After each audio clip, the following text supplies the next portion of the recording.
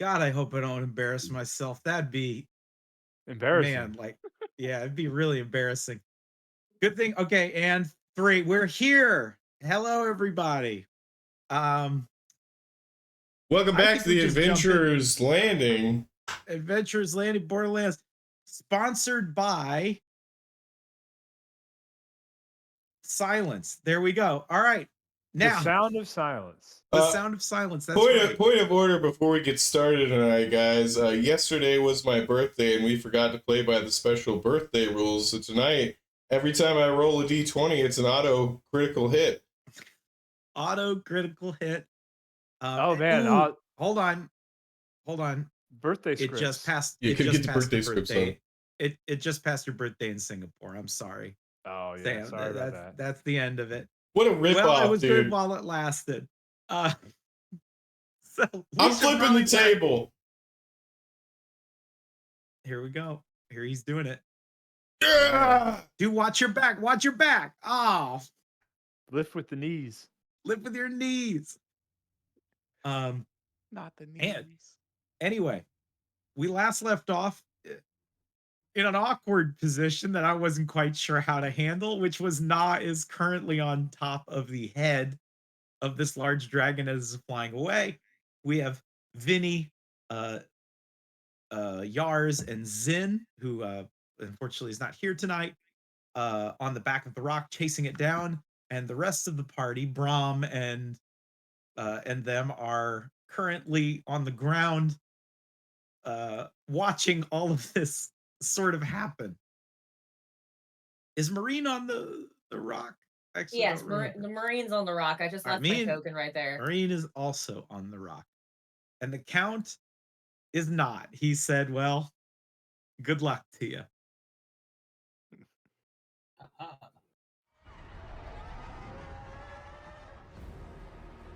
As it begins sort of flapping its wings, starting to kind of get up speed and fly away, sort of bursting into that sort of wild storm that is whirling around outside of the town. Um, Icicles, large and imposing, sort of fly through the sky, slamming past the dragon. Some of it, hitting its hard body and then just sort of shattering or melting. Um, you also see what looks like down below, what maybe looks like lights of something small sort of driving around. But you also see the center of this storm, what looks like two figures locked in, again, sort of divine and mortal combat. We start the tournament with Zin. Zin turns to you, Vinny and Yars and Marine, and says, "Okay, guys, I think." And then a piece of icicle cracks him on the head, and he falls unconscious. As we get to Bingo, who is So currently sort of potatoing on top of Fafnir. You are easily able to get up to where Na is. yeah. But I'm gonna need a dexterity save as you are trying not to basically burn to death on top of this flaming angry dragon. All right. As I'm running over here to get next to Na, I will make my dex. Is a dex save or check? Check. Now, are you planning on moving any further than what you've No. done? This would be my movement. I moved 15 feet. Okay, I will give you this. If you move at half movement, I could be so that picking my way across. I will give you advantage on this check to not Okay. burn yourself. Okay, I'm gonna move 15 feet. You're quickly watching as you step, pop, from place to place. Dexterity. And you can dash and just still use half your movement, by the way. So, like, if that's important to what you're trying to do. I don't think it is right now because I'm gonna try. What is Na doing right now? Is she still? Well, she's- Na just stabbed the eye of one of it and has run over to the other side. So, what is Na doing? Yeah, Na was ordered to move away from the eye that she had stabbed previously. She had run across the dragon's face, taking grievous burns along the way, and is preparing to stab the other eye out. Because she poked its eye out, right? Yes. Well, you poked it enough that it closed that eye, basically. All right. So it is injured enough that it seems to have definitely wounded it. I am going to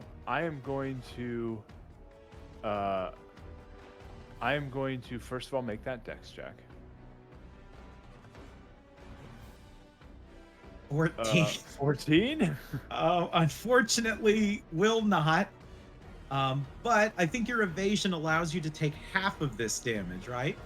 Oh yeah, but it's probably still gonna be too much. Go for it. Let's see what I got. Right.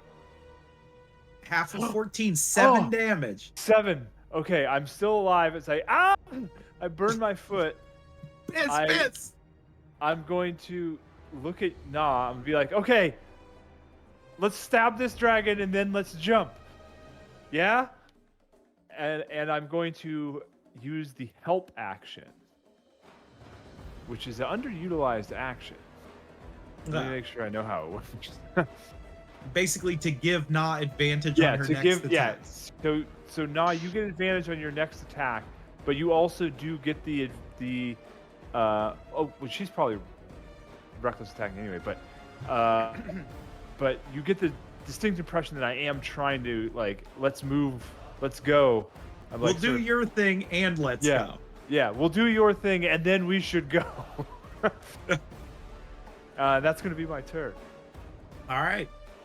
How does Na react to this statement, or is Na like just in full foam at the mouth? She doesn't seem to take any notice. All right. Vinny, you see Bingo sort of making his way over to Na. You also see like a little bit of blood going down Zin's head as he got hit by a big chunk of icicle. Yeah, Vinny's just gonna be yelling, we gotta get those fucking guys! Come on, what do you think over for Zin? And then you said the eye is closed, that's the eye that we can see. Just for like sanity's sake, the eye that is here on the token is the one that is still open, and that is where Na and them are. Okay. So I can take shots at it, right? Yes. More than capable. Take this, you hot-headed son of a bitch! And I'm gonna Eldritch Blast at it. 20. All right, all 3 of those will hit as it boom, boom, boom hits its eye. I need to minus this eye.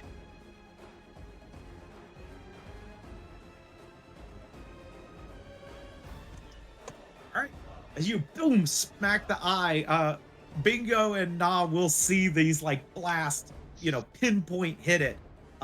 Vinny, you feel like you just barely hit 2 of those shots. All right.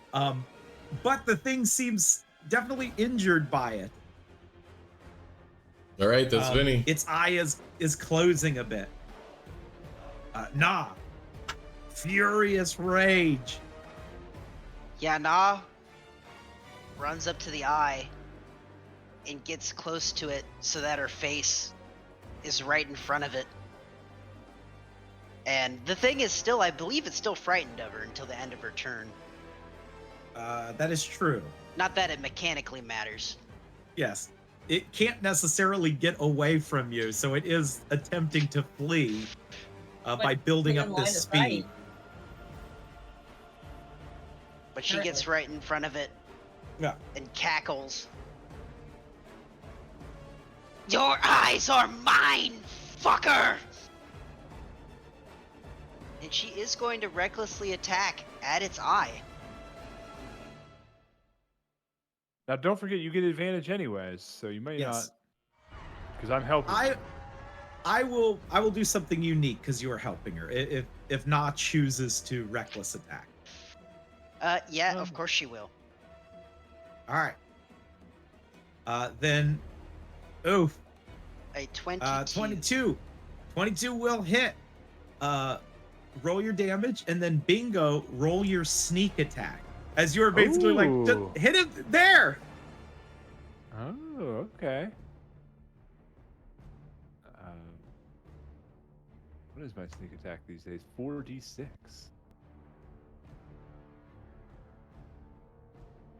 Oops, I gotta roll this real quick. Ooh, a nice hefty hit. A nice hefty 16. As you lift it back and slam it into its eye. Its eye now begins sort of dripping this magma. It lets out a kind of horrible cry of pain and begins sort of flapping somewhat panickedly as it's attempting to kind of right itself from it. It hasn't closed its eye yet, but it is sort of dripping. You could tell like it is going to close its eye at some point, or assuming you do more damage to it. Yep. Na will attempt to do so with her second attack, and she'll spend 3 on the striking fear again. All right. Which I believe it has disadvantage on. I believe so. Because it's already frightened. I don't think it can be double frightened, right? No. It would just be frightened until the beginning of my next turn. Oh, so it would be frightened again, is what you're trying to do. Gotcha. Yeah. I understand how that mechanic works now. Let's see. It is a wisdom saving throw disadvantage. Bloop. A 20. So I have to do higher than 20 damage, which is not likely. All right, let's see it. Especially with only a 15 to hit. All right, with that 15, you swing it back, swing it down, but at the very moment you're about to hit it, it sort of closes its eye for a brief moment and whips its head kind of wildly to one side to sort of stagger Na. And then I am going to need both of you to make dexterity saves. Okay. Is it a save for something that I can see? Because Na Yes. does have advantage on that because of danger sense. Yes, you will get advantage on this. Not that that helped. Ooh, that did not. Is it an area attack? Yeah, I mean, the area is currently attacking. Okay, cool. So I can use my evasion. Ugh. 15. Is that enough? That is, you feel like, I got this, and then Na like kind of stumbles back and hits you, kind of causing you to be staggered a bit by this this shaking, at which point you are both going to take I guess you are going to take half of this, Brad. So Na will take 10, Brad, you'll take 5. Okay. Or Bingo, you'll take 5. And then I need another set of dexterity saves to not be thrown off of this thing's head. Okay. Can I choose to fail? You can choose to fail if you would like. No, well, I think Bingo's. I mean, I'll make. Well, yeah, because I think Bingo wants off. Although we are up in the air, but is this thing on the ground right now? Like, how high up are we? It is like 150 feet up in the air at this point. So it's pretty high. Falling's not great for me, but I was gonna jump anyway, so I'm gonna choose to fail, because I was just gonna jump anyway, and then I'll get one less dex check that I have to make. And the rock is following you guys. Yeah, and I'm hoping that maybe the rock will catch me. Okay, so Vinny and the rest of you, you see this thing whip its head around wildly, let out a horrifying roar. Bingo, you're not sure if he accidentally or willingly is thrown from it. To which point he flies. Let's find out. Yeah, you tell me where I go. Oh God, 160 feet. Which direction? Basically horizontally and down. So you are going to end up, basically here. As this thing has basically springboarded you off. Now you are falling, so that is a incident you will have to deal with. But nah, at the last minute, you slam your weapon down to sort of right yourself and keep yourself from being thrown off. All right. As we cut to Marine. Oh wait, yes. Well, she gets another attack, man. Oh yes, I forgot. Yeah. No, she gets back up to her feet and uses a ferocity to attack as a bonus action. Hell yeah. For a 28. 28 will definitely hit. See, good enough. Damn it, I don't quite have the thing yet. Okay, so either way, but it is gonna be another 14 damage to its eye. All right. All right. You stab it in its eye. It lets out another kind of horrifying roar. And does close its eye. When that happens, it begins flapping pretty aggressively, but more importantly to the rest of you, you see the drake begin to sink down into the storm, basically towards the ground. And I'm gonna need, well, it's Marine's turn at this point, as it has now basically gone into a dive.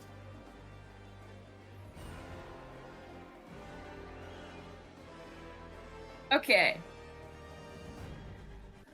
Shit, where is it? Is it this one? No. Within 60 feet of me.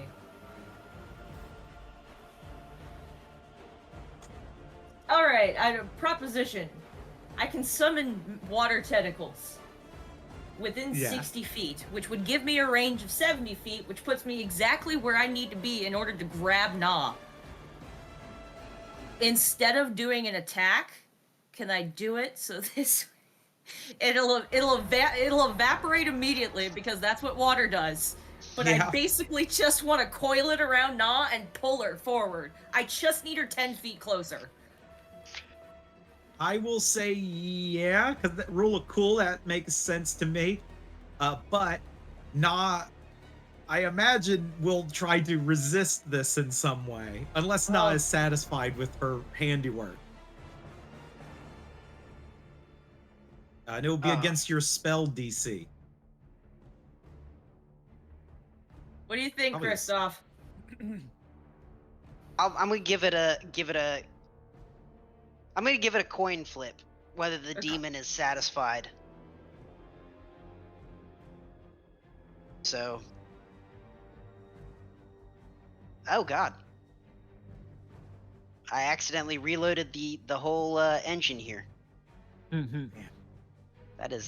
Those are not the buttons I wanted to press. It's okay. We're building tension. Sign from Yasni. Yeah. Okay. On a 1, yet she will not fight. All right. All right. As I'm going to use the tentacle of the deep. I'm going to expend one of them, but as I'm doing it, so basically I'm just going to run off, like forward, jumping off the rock's head, and I'm going to summon it to pull her forward, and as doing so, I'm going to cast Featherfall as a reaction. All right. You leap off, sort of summoning that tentacle as a bonus action and pulling Na closer to you.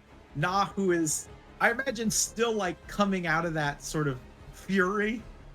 Right into your arms as you both begin falling down into the storm. So Na, you are basically grabbed in the arms of Marine as you are basically free falling, but at the last moment, a sort of poof of arcane feathers woofs around you as you guys slowly begin to fall. As the dragon begins woof right over you all and continuing on its trajectory down into the sort of center of the storm. Count, you see the drake let out a horrible roar and then begin descending towards the center of the storm. At this point, it's probably far enough away you see the light of it, but like most of what's happening is obscured. Well, boss, I don't know what we should do. Yeah, I don't know what we should do either. We could go back to the bunker. I mean, that's a plan. Yeah, or we could try to. The count turns Yeah. around. Put out the fires. Oh, yeah. Yeah, we can do that. Yeah, let's go be firefighters. All right. All right, the count and the Um, boys are gonna. They're going to Yeah. head over this way. Yeah, start fighting fires. Yeah. Oh, and then Brahm is actually not on initiative. So we'll say, Brahm, you are there, floating in the air. You see all of this happening. You see the count, the bodyguards start putting out fires. And you see the king, because you did see him get his ass fucking rocked and knocked super far away and into a bunch of rubble. And is on death's door. Yeah, I'll fly down and cast Wither and Blow to do AoE healing. Oh, all right. Nice. Well, actually, probably not Wither and Blow. And you choose Wither. This is where we find out Brahm turns.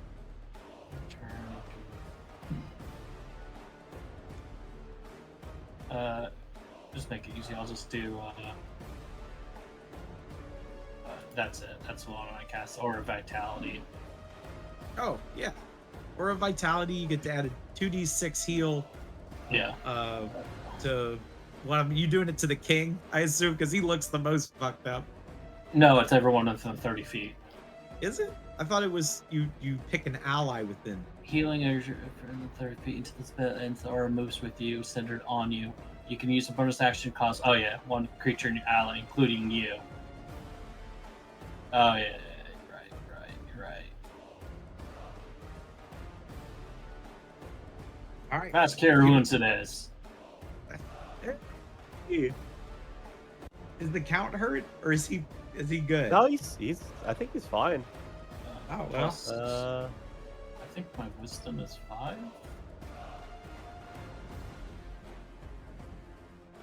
So, that math does make sense. yeah, there we go. 10 hit Somebody- points. Somebody's been fucking with my character sheet. What is it? Currently I have 69 hit points, but my maximum is 54. Oh, maybe you Nice. were aided? Maybe somebody cast aid on you? I think that was it. I thought I had more than 54 hit points at level 10, but yeah. Yeah, that Maybe. Yeah? probably have maybe 60 something normally. Maybe because I think at one point you said you forgot to level, and maybe that's Oh. what you did, was you put it at 64 is what it should be. I don't know. I would just do the math at some point. We should just It's make a it recap. 69. Yeah, 69. Nice. That makes sense for the count. done. I'll allow it. Yeah. 69. Yars, you have seen this. The rock is now not being controlled by anybody. Oh. So it is not sure what to do. You do see Bingo free falling. Na and Marine have slowed down their fall. They seem to have slowed it down through some arcane means. But Bingo is like soaring through the air for the third time in the last 30 minutes. Yars looks over at Vinny, and what's Vinny up to? You just saw him blasting. He's just blasting. Yeah, I'm This blasting. man's in the heat of the moment. Yars, the keen-eyed dwarf, sees falling Bingo, and he calls out to Rocky, and he pulls on his feathers a little bit, and he goes, "Catch that hobbit!" The rock does respond. It seems to maybe not completely understand you, but gets your gestures as it whips around and swoops down, snatching up Bingo in its talons. Who is, by the way, I Yay! imagine his feet are like singed. Oh yeah. I'm gonna have to get some new boots. Yeah. The Do you wear soles are shoes, melted. Bingo? Yeah, I'm that gonna is a have good to- question. that's Does a good Bingo wear question. shoes? I feel like halflings wear shoes. No, he's just got really thick feet. I got thick feet. Thick soles on the bottoms of his feet. But I do wear socks. I bet those socks are grimy, dude. Yeah, he only Yeah. has one pair. Yeah. All right, Yars, as you swoop down, snatching up Bingo. That was just sort of commanding what the rock does. Is there anything Yars himself would like to do? The Yars Drake is now on a downward trajectory towards the center of that storm, and it is a good bit away from you now. Okay, Still visible, not obscured in the same way like the Count and them see it. yeah. But you like basically can't see its head, but you can see like its middle of its body up to its tail. Okay, and so it's descending down into the storm. Yes. And we're hovering above it, I assume. Yeah, you are on the outskirts of the storm, so it's this sort of heavy snow and chunks of icicle, but nothing seemingly as bad as in there. Whatever's going on in there is pretty bad. Okay. All right. I'm gonna look over at Bingo. Well, I guess look down. And I'll say, "Hey, Bingo. Where you want to go? You want to go? You want to land?" Man, I'm just glad that I'm not on fire anymore. I'll go where you go. All right. We're probably gonna have to meet up with Marine and Nah, of course. What do you think, Rocky? Could you fly under that storm or no? Make an insight. All right.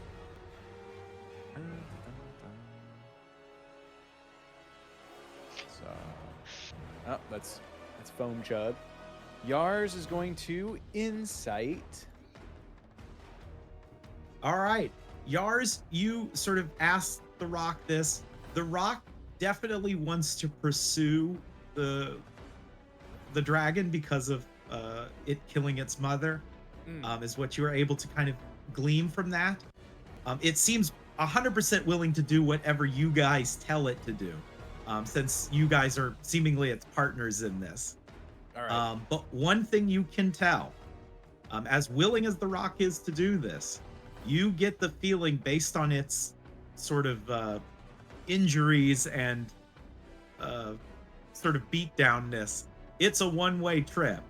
So once that rock swoops down into that storm, it probably isn't going to come out of it very easily, if at all. Oh, I see. It is currently crippled. A crippled rock.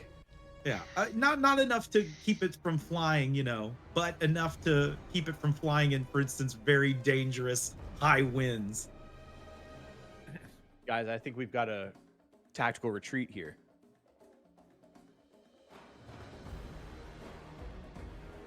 Well, what is Let's it? go that get the sounds count. Let's That go sounds- get the count, Vinny. That sounds good. Yeah, there's no time to discuss it now. We gotta go meet up with Marine and Nah and then see about if we're going back to the count or not. Are they below the surface of the clouds? They are just about to descend into the clouds, basically. But you guys are still on the outskirts of it, so you're not in like the thickest, worst part of it. I see. Is it feasible that the rock could catch them before? Yeah, the rock could very easily. Oh, okay. I'm gonna pull on Rocky's feathers to get him to look over at Nah and Marine. I'm gonna kick him with my heels and say, "On delay." All right. You see the rock whoop around and begin to make kind of a wide arc, heading straight towards Marine and Nah. And we're gonna change over the music a bit. We're technically out of combat at this point, at least a little bit. Nah, you are holding on to Marine as you guys are slowly descending from the sky. You see that large dragon that you have seriously, at least blinded, you have disabled it in some way, let out one final kind of roar before disappearing into the center of that massive storm. How is Na feeling right now? Not is cackling as they float down, not even seeming to notice Marine. until the dragon disappears down into the clouds, and then she quiets and looks around and holds on to Marine, sobbing. I need. Actually, no. We're just gonna say something happens. Nah, you are in a different place. This is a flashback, a memory. You are once again high in the sky, outside of a large storm. You are being held, but not by Marine in this flashback. You are being held by a young dwarf who is holding you in his arms, and both of you are sitting on the back of a massive red dragon. Not just any dragon. Having been on the back of that dragon, you recognize that they are the same thing. You are much younger at this point. You're not a baby, but you are, toddler-esque. As this dwarf is holding you, he is wearing what looks like druidic robes, and he has his head turned backwards, towards the tail end of the dragon. Far off in the distance, you see an island surrounded by storms. And in this flashback, you also are sort of sad and crying and angry, and you can't quite figure out why. These emotions are, you're young, you don't quite know how to parse these feelings. But you just feel this great sense of sorrow as you look at that storm in the distance, just raging with this horrifying storm filled with lightning and thunder. And the flashback ends once a colossal sized bolt comes down and seemingly erases that island. Before you are back in Marine's arms, sobbing. Marine is just holding her as tight as like she possibly can.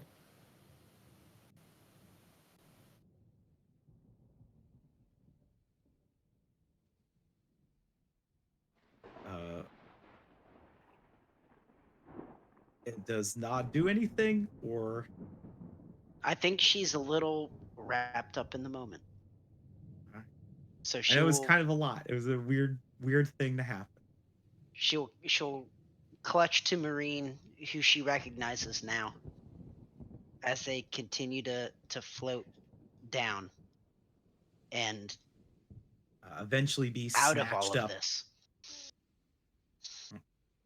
As you both are snatched up by the rock as it circles around and begins heading back towards the town.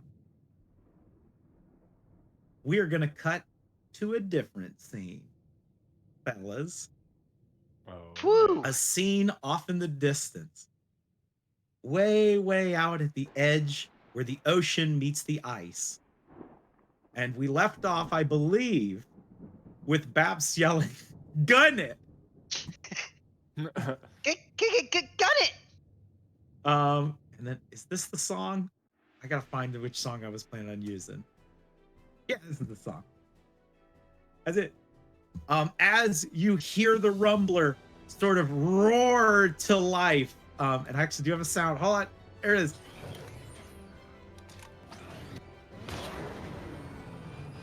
I don't know if you guys heard that because it was very quiet. I yeah. heard it. Oh yeah. Heck yeah. So here is the rumbler map. This is the interior, and this is it with the closed top. Okay. So who's driving the rumbler, I guess, is the most important part. Who's in the rumbler? It been a is while. Horace. Horace uh, is there. Okay. Because I was it is Horace. dreaming. Blogo has I was experience dreaming- driving a motorcycle, All right. so possibly So I'm gonna go down Blogo. the list of the Discord chat of who's in the rumbler for you guys' character sheets. It is Babs, It is Horus. It is Muse. It is Droga. It is El Chad. It is Yoko or Bloko. And finally, it is Ahmed. Now, you guys can put yourselves in the Rumbler in any way you like. It's a fairly big cabin. I think Horace is in the back because he was sleeping. Taking a nap. Yeah.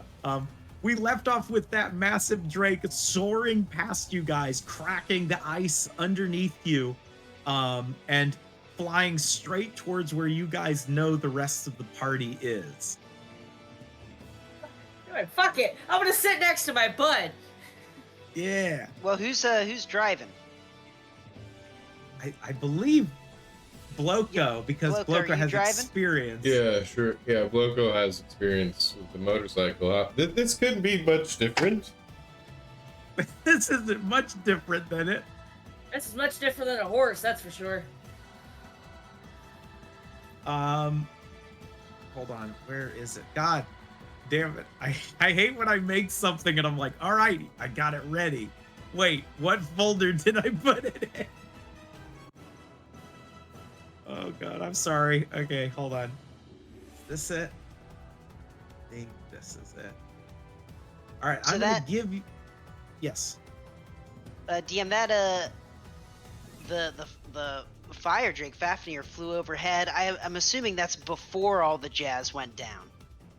You We're- basically saw it fly overhead at unbelievable speed for its size, into sort of plunging into the storm. You see its fiery body go through the storm, and then hear what sounds like a massive crash and just real bad stuff way far ahead. Okay. I'm and just did it- trying to decide, Yeah, from- figure out if we're in the Wayback Machine or if we just saw the aftermath of the previous scene. We're on the way back machine, just a little bit, not too bad, right? Because all that stuff happened fairly quick when you really break it down. Mm-hmm. Hold on. Okay, I'm gonna give you guys 2 different character sheets to look over and see. Let me go to here, edit. First up is the Rumbler pilot. Now, some of the rules in this can be changed. I just defaulted with the ones that made the most sense at the time. But if you guys can come up with a different sort of check that you could make as an alternative, you can, right? So like making an evasive maneuver to avoid, some piece of debris or something along your way. If you want to say, hey, I'm going to use, my keen senses to do it, or I'm going to use my sleight of hand to avoid, then you can, right? DM, I'm afraid all I get is a sheet that says, how do you want to create this character? Yeah. Oh, click NPC sheet.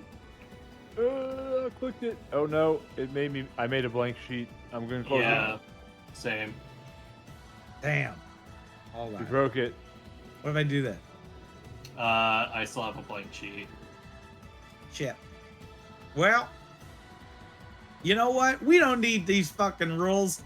You're driving a thing. I got the rules right here. All right, good. You let us know what we need to do. You're the chief. All right. Let me wipe the order really quick. Bloop. Let's Where get a is new it? turn order in here. Oh, yes, Nate. Is it under the vehicles section? Where is it on the side? I'm just gonna ignore using them, even though I wrote them all up, because it's Okay. like, you know what? It broke. I feel like they're pretty understandable. Okay. But if you guys would like to roll initiative, then we will operate under that. Oh, Babs. Oh, that. No, you know what this was? When the Rumbler like boosted forward, Baps got knocked backwards. Ah! He was not expecting the speed in which this thing would sort of lurch forward. And then Data, if you want, I have up here in the corner is the interior of the car for Yep. your token. Yep, just working on getting my token out first. I can roll initiative. My first So- roll is a 7. What I will say is there's obviously the driver. There will be some unique actions the driver can take. The passengers can do a couple of different things. And actually, you know what? I bet you I can just click these. Yeah, I'm just going to click these so that you guys can know some of the things the Rumbler can do as passengers.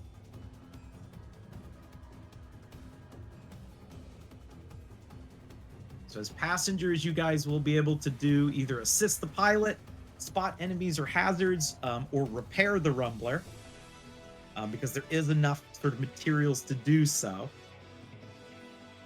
And then the pilot can do things like evasive maneuvers.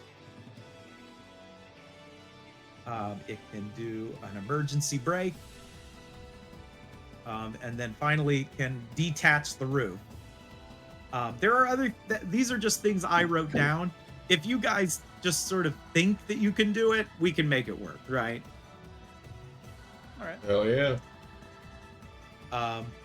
As we get to you, Bloco, you guys are sort of revving into the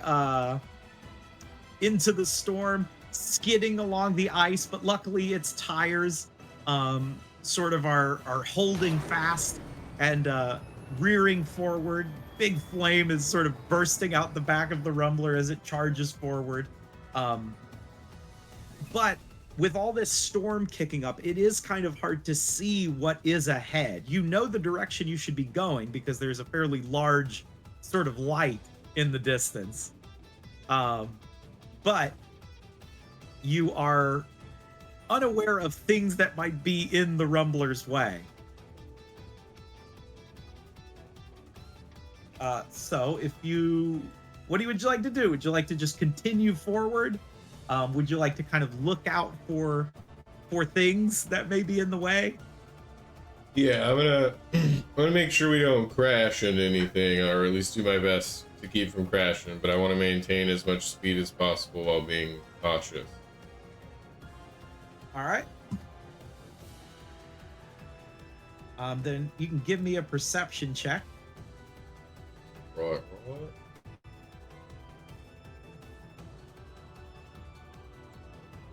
Hell yeah. Wait, okay.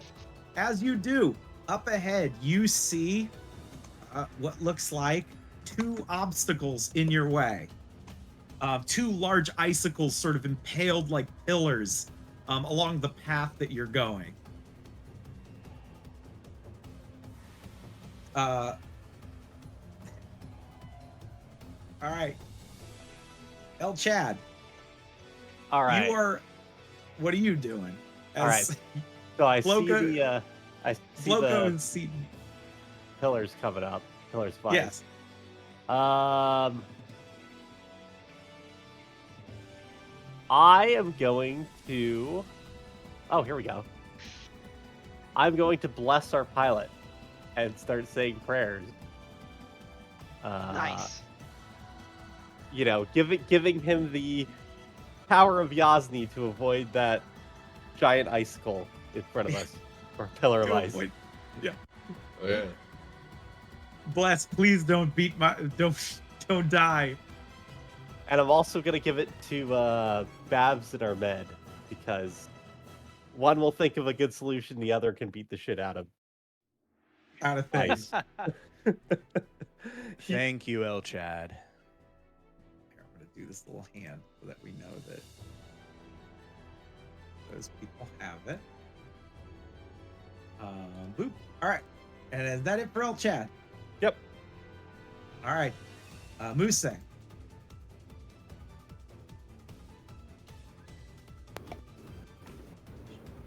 Can she help keep an eye out? Yes. If you want to make a perception check, you can basically help to spot hidden dangers or hidden things.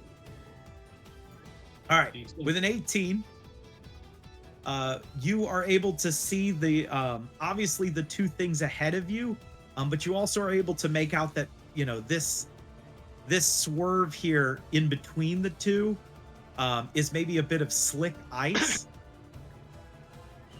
So that way Bloko can get advantage on the check that will inevitably happen to avoid said pieces of debris. Gotcha. All right, Droga. All right, we're outside, right? Like by all means, by all technicality. You are inside of the Rumbler. The Okay. roof is closed on it, so you're in a sealed thing. Okay, is there like a what do you call them? Like a sunlight in the car? Yeah, there's windows and a sunroof. Is there a sunroof? It doesn't look like there's a sunroof. Right here's kind of one, right? Those are Because sunroofs. Okay. it's like a curved mirror, right? Yeah. So it has the front end of it, and then it kind of curves upward. Okay, Granted, there's no view of the back, really. I want to cast Call Lightning because there's a big giant storm outside. All right. And I want to use the lightning bolts to be able to like break the ice. Is what I want to do. All right, that's perfectly viable. All right, as those from OG Offenchurch who have seen Sigtyr before, like it's gonna look vaguely similar to how Droga's casting it, as Droga casts Call Lightning. Heck yeah. All right, roll that damage on right. one of these pillars. All right, it's gonna be 4d6, d10 because we are outside, or because there's a storm already present. Yes, there's a very big storm. 25.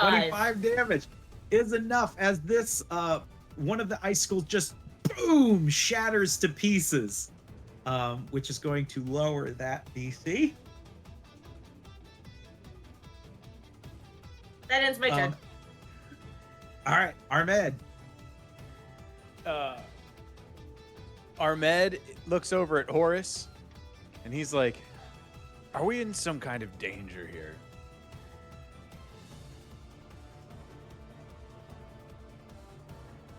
I guess Horus is sleeping next to him.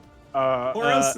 I wake up at the same time that you do, I think, and I'm sort of like, what are we doing? What's going on And here? Horus, by the way, you were sleeping. Can you roll me a con save real quick? Yeah. Not good. Okay. You were sleeping and you kind of go, oh, what? And you were drooling, sadly. And you were drooling on your pillow that you were using, which was this book that says like Manuel. And it's like just trashed. Like you obviously were rolling around in it for a bit. Oh.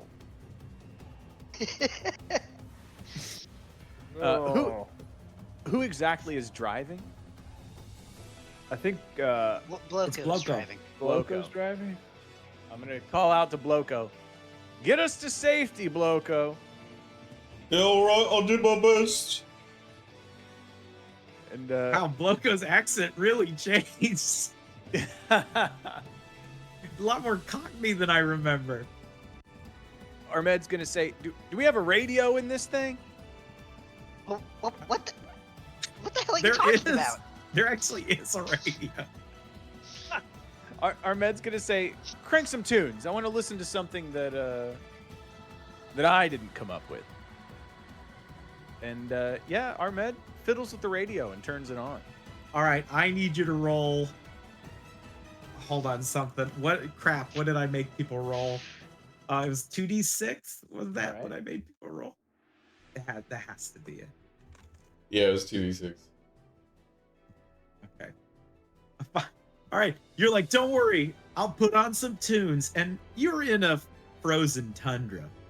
Yeah. You know, you're not sure what you're gonna pick up, but you do pick up something, and it is this. Oh no. Recorder music. And I'm sorry, The muck will go But- on. Bloko is going to get disadvantage, Oh no. but it makes it just a regular roll. So, because you already had advantage. And you're not sure how to turn it off. I get my pan flute out and try to play along with it. Just stop it. 11. You rolled a 1. It just. Hold on. Let me show you how this gets worse. I just made it louder. It makes it louder. Armed's like, no time like the present to practice. And That was the Muck Goes On. Another hit from the town of Shellport. What's that? We just got a request. Play that song again. All right, here we go. As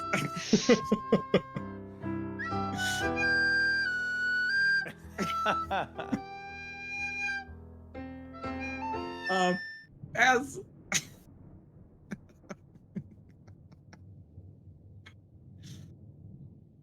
all right, as it begins playing, Armed, you are making it worse with your playing. Oof. And I'm sorry, Bloco, you will get disadvantage again. So right now you are at disadvantage on this next roll because there's just a shitload of pipe noises.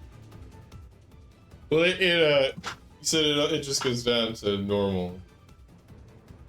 It is just the normal roll.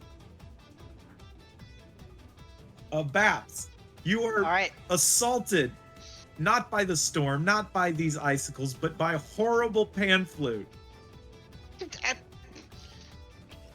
Whatever. I'm used to it. I couldn't do better anyways. Babs is like on the floor of the vehicle, having fallen over when it accelerated, and with some effort he gets his bulk and all of his armor up, and having heard that screech from the sky, he didn't really see what it was too much, so he's gonna go and look out through the window and search the skies. All right. Make a perception check. Would you stop blowing into that thing, please?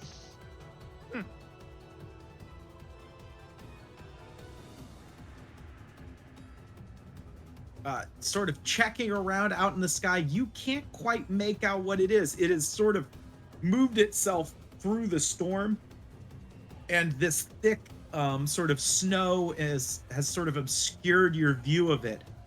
The only thing that you were able to parse is that sort of loud roar in the distance.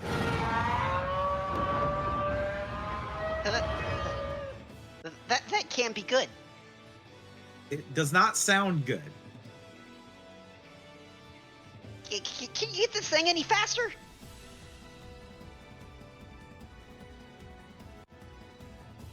We're going as fast as we safely can.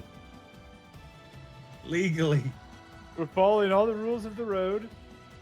No, we're just trying not to crash into a bunch of bullshit.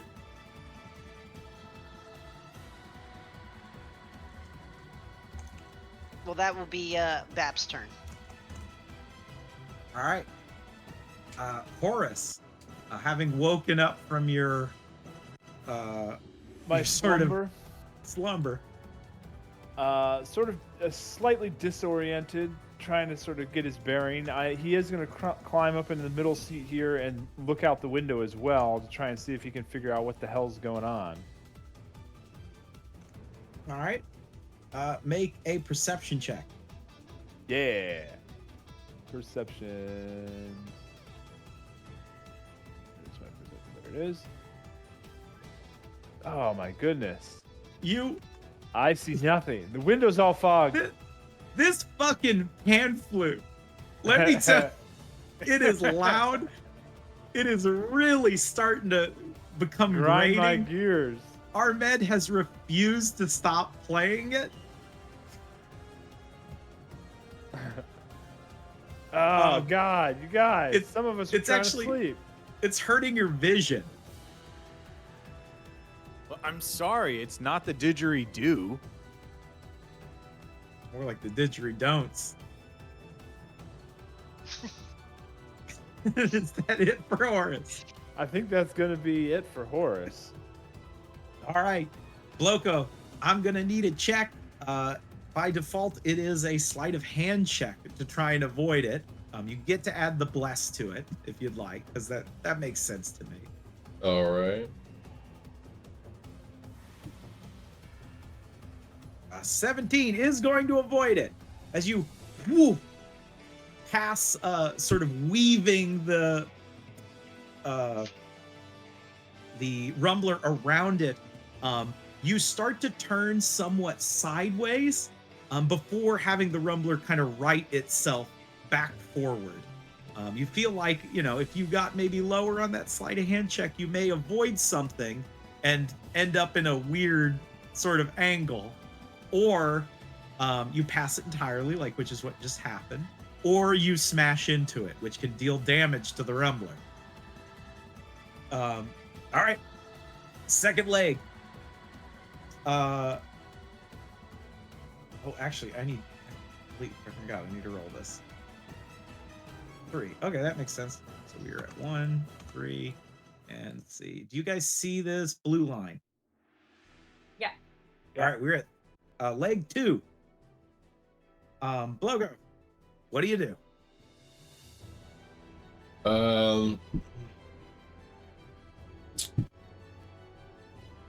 Yeah, I'm gonna keep trying to look to make sure that I don't crash into anything while I drive as fast as I safely can.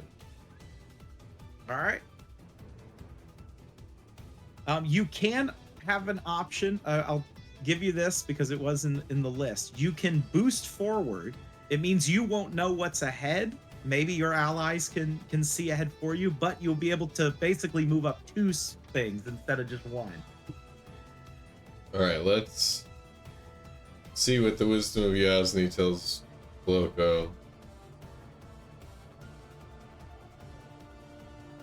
All right, 23. What would we say the wisest thing to do would be not to boost, or would the wisest thing to be to boost? I have no idea what I'm gonna say Bloco's not boosting this round, but I'll try to keep rolling a wisdom each time to see if they want to boost. They're playing it cautious this round. Then let's get that perception check.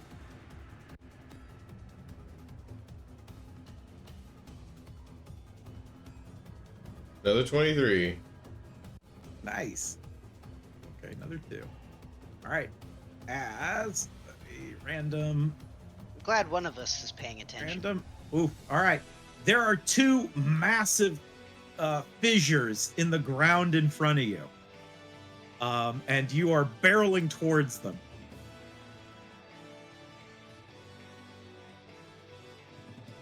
There is no blowing them up by the looks of it. Uh-oh. Grab onto something, guys. It's gonna be rough. All right. El Chad. Oh, this is a tough one. You are still concentrating on bless if that is important. Fuck. Yeah. That's concentration too. Shit. El Chad is going to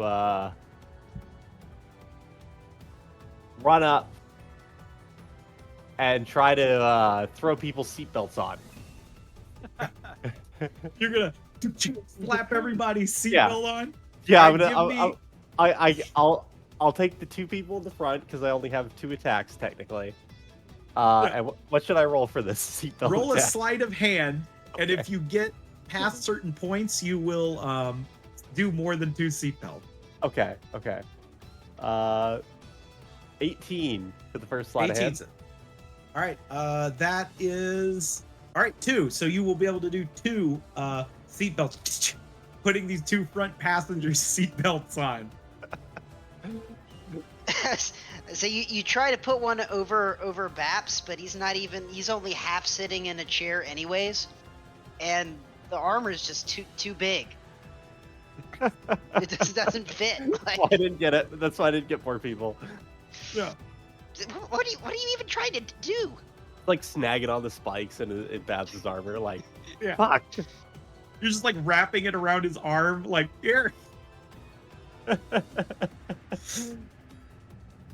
you do have another one. Basically, Oh. it's like an attack, right? You're attacking them with seatbelts and safety. All right, I'm gonna get people in the back now. All right. And we'll. Oh. Ooh. You go in the back and you start to do it when suddenly, boom, you guys hit a bump and you are sort of knocked off your feet. And you slide kind of a little bit on the ground more towards the back. And Ahmed is still currently playing that pan flute. What are you doing? Playing wrecking ball with the pan flute. Yeah. All right, Muse, you are. What do you do? What do you want to do?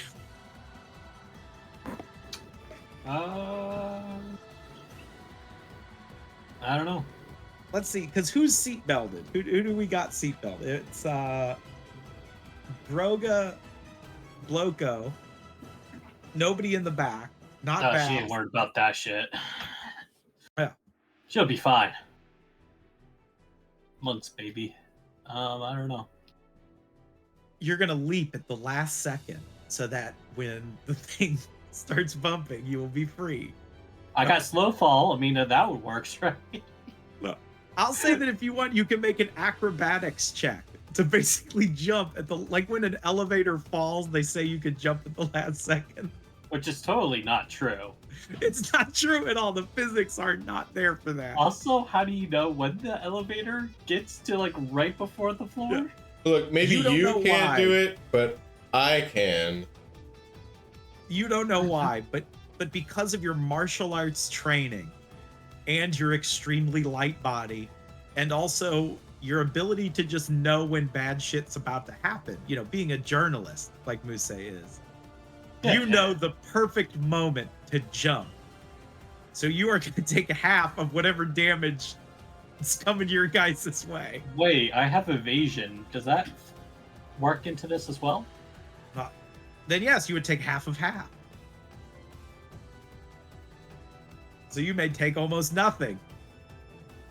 So what's causing the damage? Me ping-ponging around in the vehicle? Yeah, you guys hitting these giant fissures up ahead and getting knocked around. What if I perpetually have spider climb on me? And I mean, I'm you'll still attached- get knocked off of the wall, right?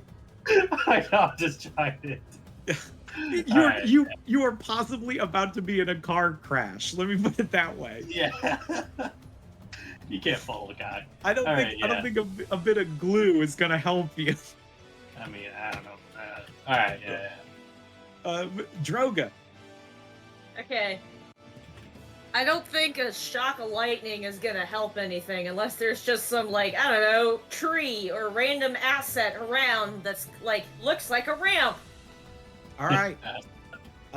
Here's what I will tell Droga. Having Droga in the passenger seat, there is a console of buttons in front of you. A manual would tell you what those buttons do. The manual is ruined. So, you could press a button at random. But that's just an option. You don't have to do that. We're gonna press a button at random. What am I rolling? I need you to roll 1, 2, 3, 4. I need you to roll a D4. 3. All right, you are driving, flooring it, and you're like, what does Rogan do before he hits the button? He holds his hands up because he's seatbelted in. He looks left, he looks right, and then he just slams his hand on something. You slam the onto the button. You hear a punk up in front of the rumbler, and then a boom as a pop, as a grapple hook shoots out forward from the rumbler at nothing, and then the rumbler kind of just drives over it. Before you hear it sort of recoiling back in. That didn't do anything. But number 3 is a grapple hook. Keep that in mind. We know what that does. Well, Now, why would you even need that on this thing? I don't know. It's not a horse. It's not a horse. This is the worst horse. It's the worst horse. All right, that ends me unless I'm gonna shock something. All right. Ahmed. Ahmed looks around out the window and tries to see if we're hurtling towards any anything dangerous. Dangerous. Can he see these things that we're hurtling towards? Yes, they have been pointed out to Ahmed. So he knows there's these massive fissures up ahead. He's gonna look over at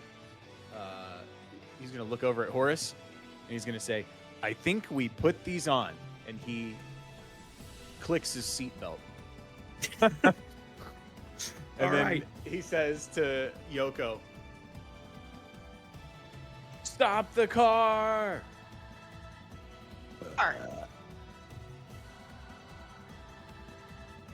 And then, oh man, I think, I think that's all he does. Bloko will be aware that something he can do, because it is bright and obvious. There is a lever that can stop the vehicle. But obviously the vehicle will not progress from the point it is in now. Yeah. Ooh, so it'll stop it permanently. Well, it'll stop it to the point that you guys don't go to the second, area, basically. Which is important. There are things going on.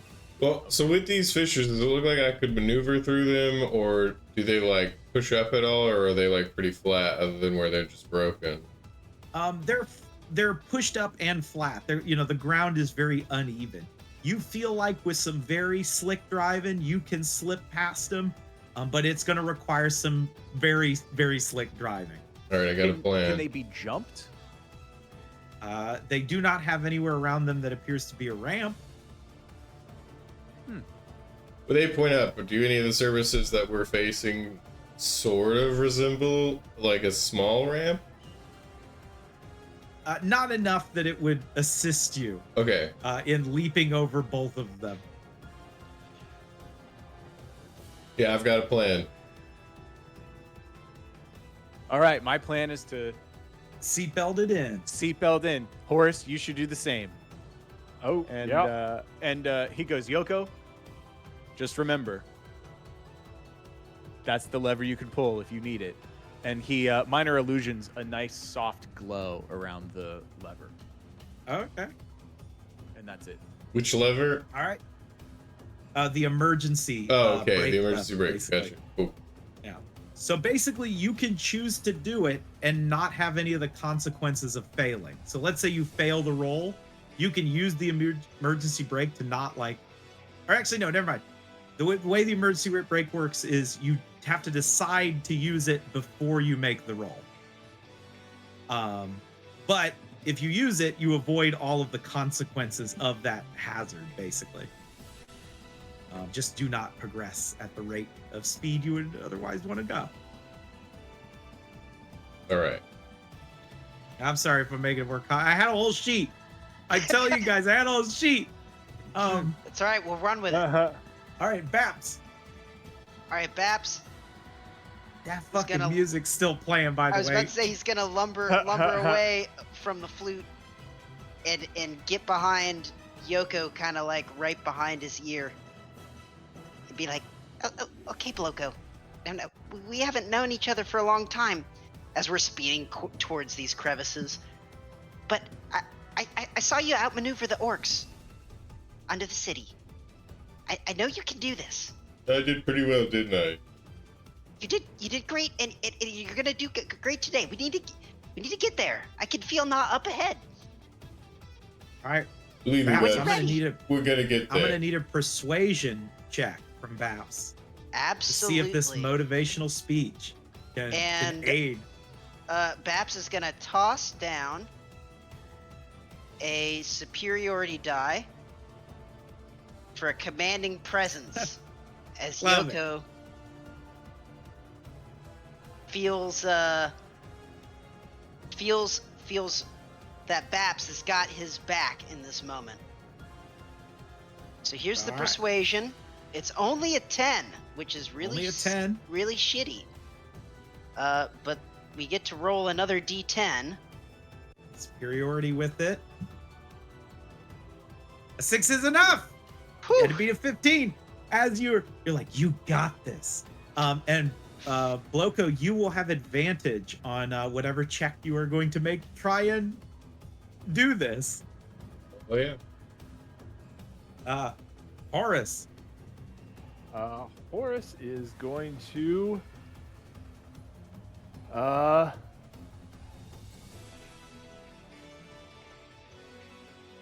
he's going to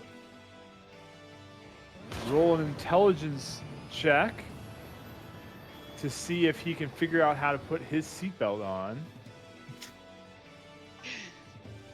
You A 12? look, you see a strap.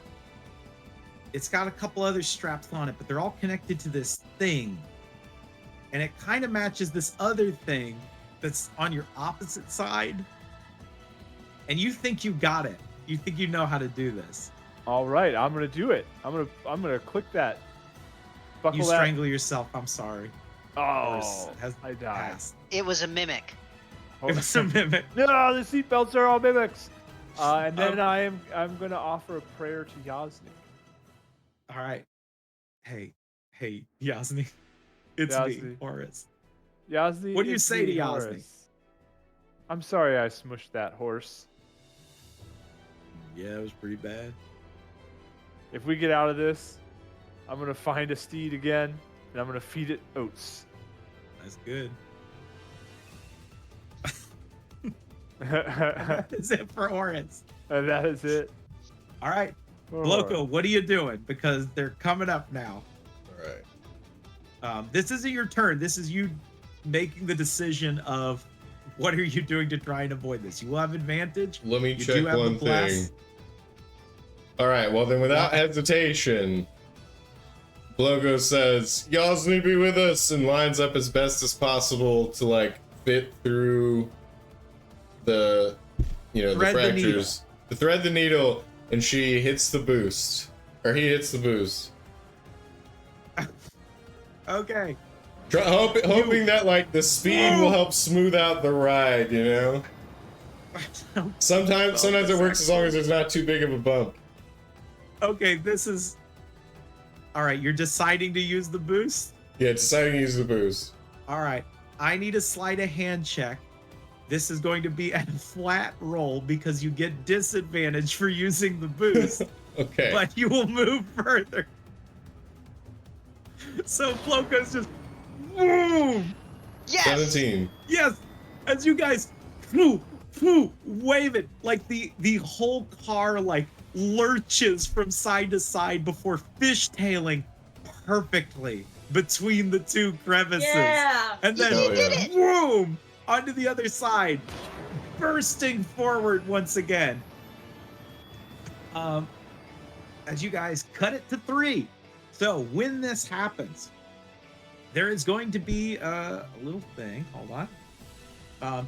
You guys are catching up. You hear that Drake in the distance. You see little bursts of fire sort of shooting out in towards the storm. As this is happening, you see large icicles down one side of you to it'd be your car's left, towards the center of the storm. And for a brief moment, you see a large figure basically shrouded in lightning flying out of the storm and crashing next to where you guys are, basically a little bit ahead. And it is this fella. Oh, fucking this So guy. I mean, I've seen him before. Would I recognize him, or does he look unrecognizable from when he was on the ship? You guys recognize him from the ship. Oh. Oh god, that He goes motherfucker. flying out of the storm, as if something has hit him. You see large icicles being shot towards him before he sort of calls down bolts of lightning to shatter them. as you guys are driving by, you get this sensation. Actually, I guess all of you who are looking in his direction will see him turn and make eye contact with you. Would anybody like to make an insight check? Yes. I'll take a stab. I'll take All a right, stab. let's see who incites this. Moose, this is a good story. You.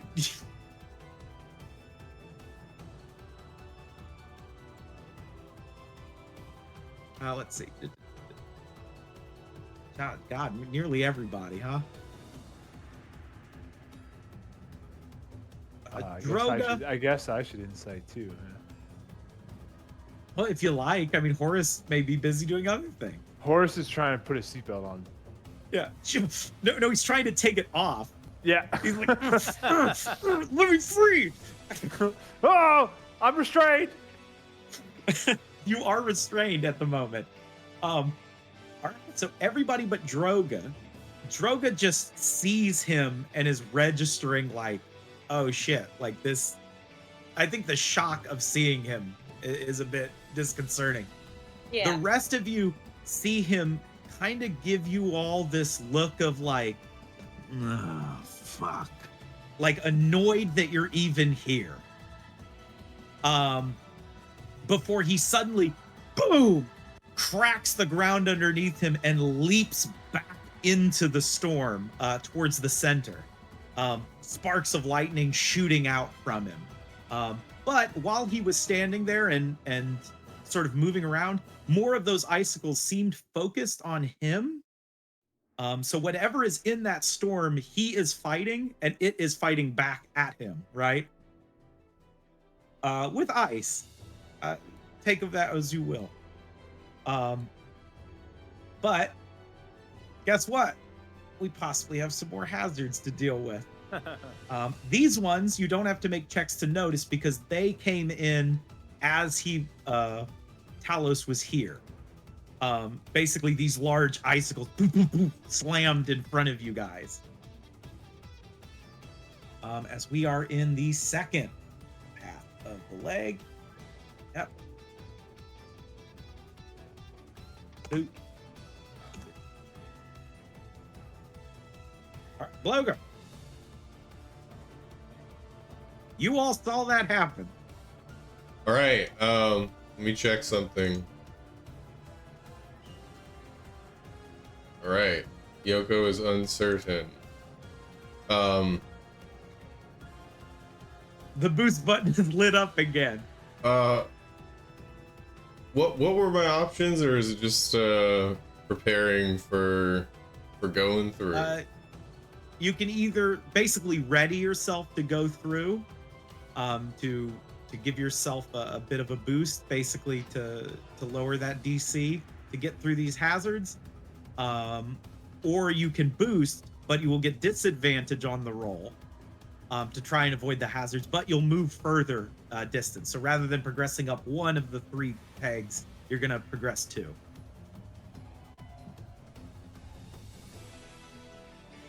But your allies can maybe pick up the slack of you getting that disadvantage. Because these are solid icicles, unlike the crevices from earlier.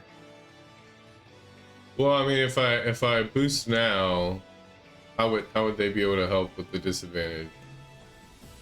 They could attempt to aid you, give you another motivational like, speech. It for wouldn't happen example. until the end of the round, is what you're saying. Yeah, basically. Okay. We're top of the order now. Guys, we got a boost. Hold on to your butts. And Blogo boosts. As you guys, boom, fire bursts out the back. It's the classic double boost technique. Oh yeah, you can't just boost once. All right, El Chad. All right. Fuck. What do we do here? That fucking music is still playing in this damn thing. El Chad's gonna start beating the shit out of our bed for his terrible pathways. No, I'm not that mean. He's gonna go, hey, I'm trying to play you a tune here. I'll use detect magic to figure out if there's anything magical about these ice features around us. Okay, yeah. As you detect magic, sort of feeling forward, this is you're a paladin, so it's kind of like Yasnik in nature. The sort of feeling you get back. It is telling you that this is ice magic. You know, these are not naturally forming icicles in front of you. These were made magically, and they have a bit of a supernatural cold coming off of them, and kind of a divine feeling. As a paladin, you are aware of that. Oh. Something divine made these. Interesting.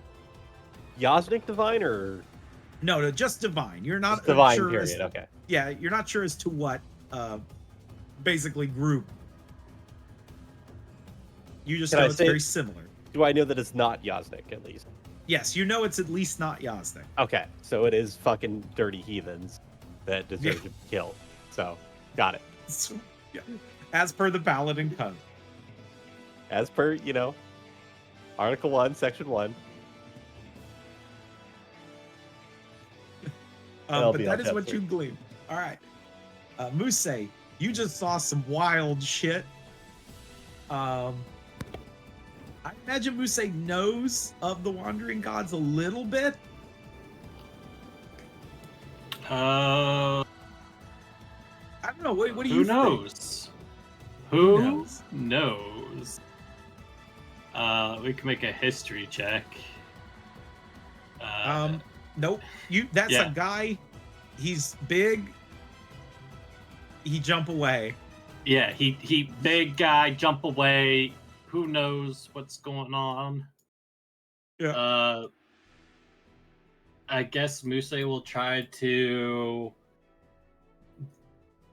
motivate the driver. Yeah.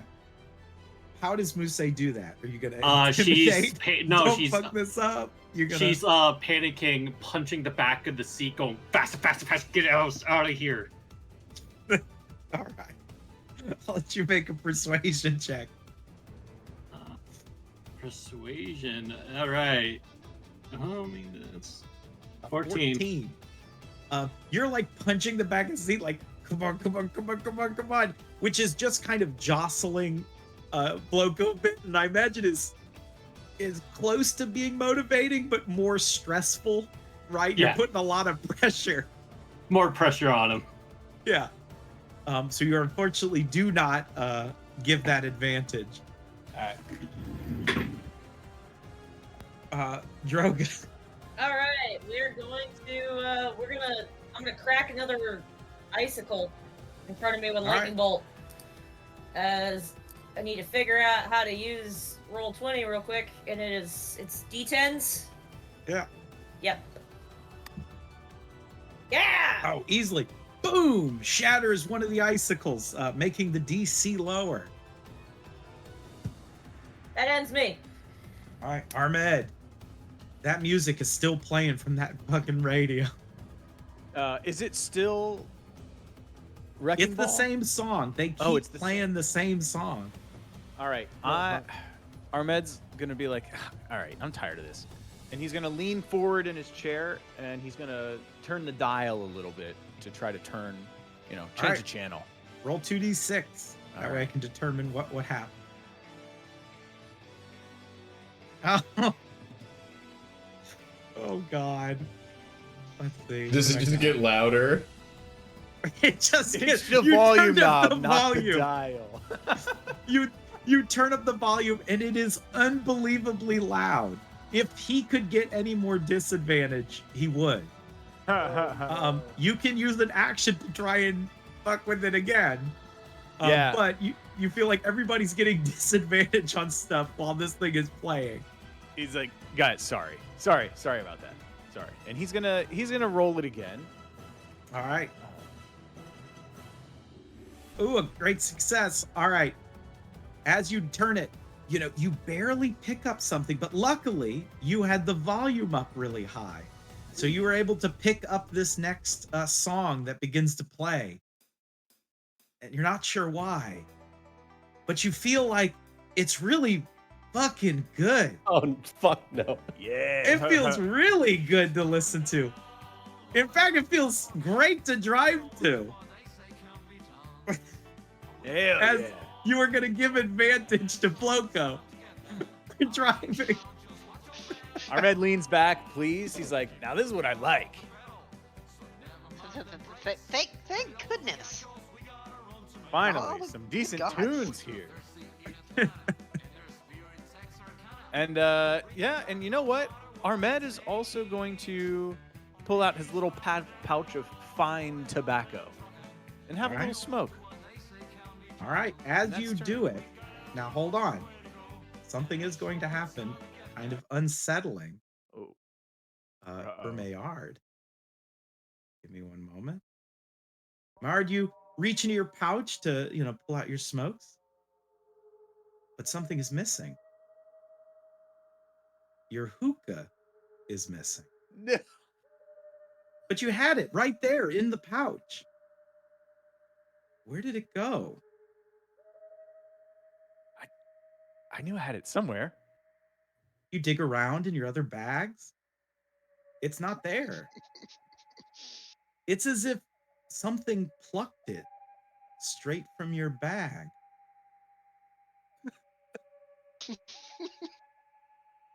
Ahmed's like, now he's a little pissed. He's a little twitchy. He can't have his smokes.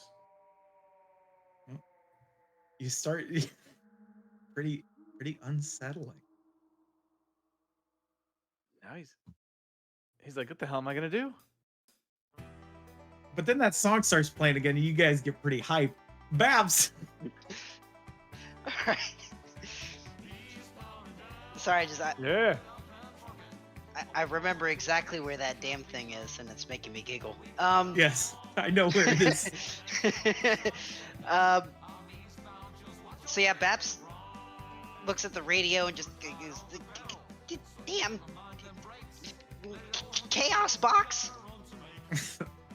But he's glad that Yoko seems pretty pumped, so he's gonna leave him to the music for now, and look out the window and again search the skies for Talos and the battle waging.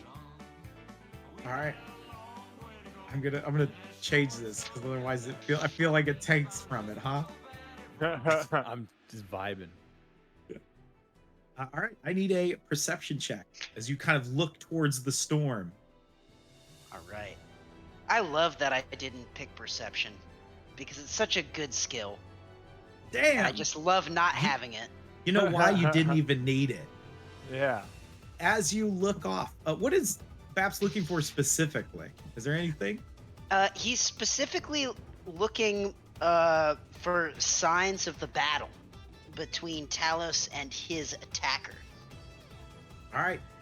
Looking out into that sort of center part of the storm where it is the thickest, occasionally there are these loud and bright flashes of light. And you see what looks like in the very center of this storm. It looks like Talos, this kind of large, rotund silhouette, locked in hand-to-hand combat at the moment. It seems like they're pushing on one another, like they basically have each other's hands grasped and they're pushing on him. But the thing Talos is fighting with is very big, even compared to Talos. It is probably giant size, and it is pushing down on him before that flash of light is gone, and you can't really make out any more details than the silhouettes. With a 20, there is another flash of light, and you see Talos sort of the silhouette of him leaping backwards, his hammer raised high as a bolt of lightning comes down on it. And that figure is no longer a giant. It is instead this hunched over creature with this large, kind of maybe bird-like head, reaching out, and you see what looks like shimmers of icicles shooting from its fingers before the flash of light is gone again. What the hell is going on here? We just got here and it's falling to shit.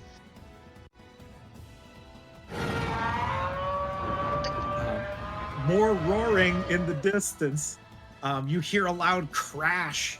As sounds like the city's getting smashed by this dragon at this point, as if it is locked in some sort of combat.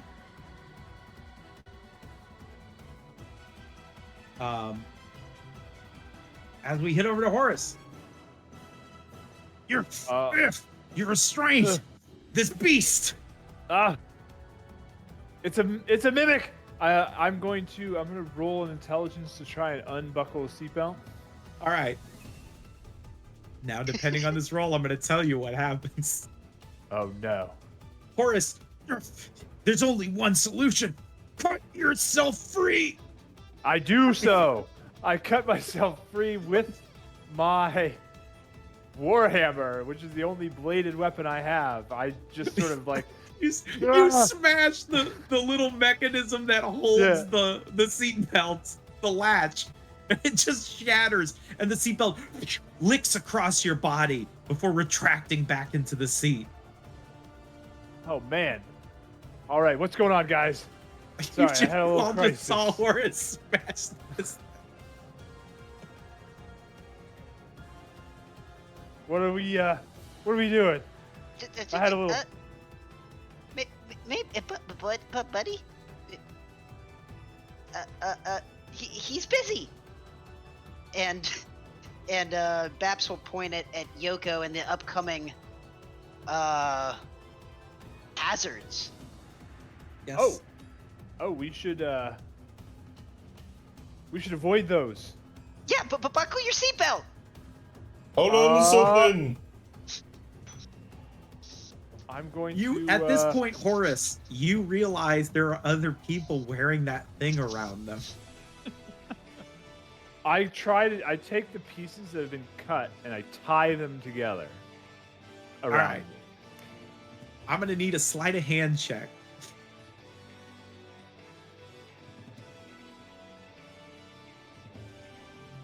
I do it poorly. You like tie it around your waist like a rope. Yeah. Oh boy. I'm also gonna hold on to this. Well, just the seat, I guess. Just hold on to your butts.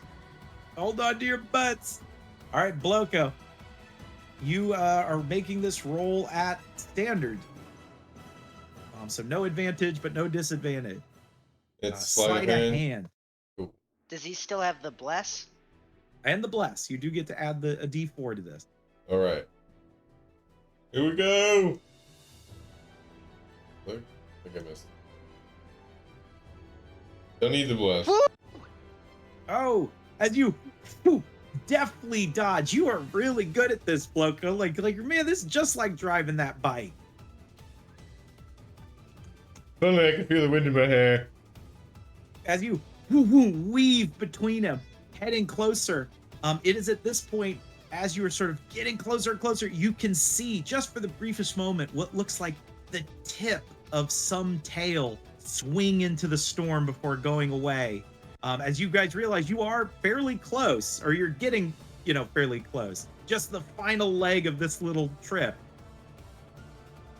All right. Bloko, what do you do? Because you don't see any hazards ahead of you because you haven't looked out for them. They aren't as obvious this time. Okay, as a player, I'm looking out for jumps, but as a character, I'm looking towards the storm and how to get to the center of it. All right.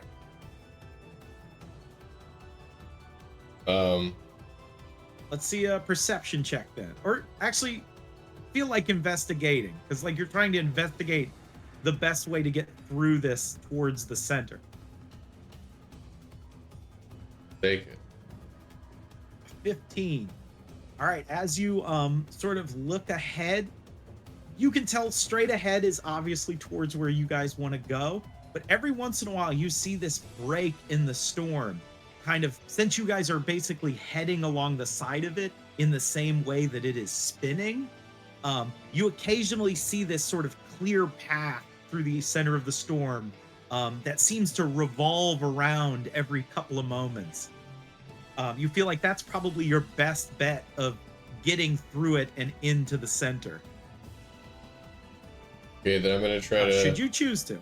to time it right. Then I don't know how the timing's gonna work, but Loco will work. We'll observe it and figure out the timing. I guess that's Loco's turn. All right. So Bloco is instead not going towards the town. Bloco's going to go towards the center of the storm. Yeah. All right. Are you going to tell anybody this, or is Bloco deciding this on their own?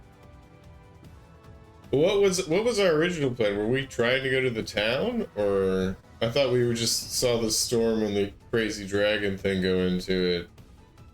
Well, we know Na is in the direction of the town because of Baps. He has a weight of healer. Okay, So then we'll go towards the intention town. was to go to Na.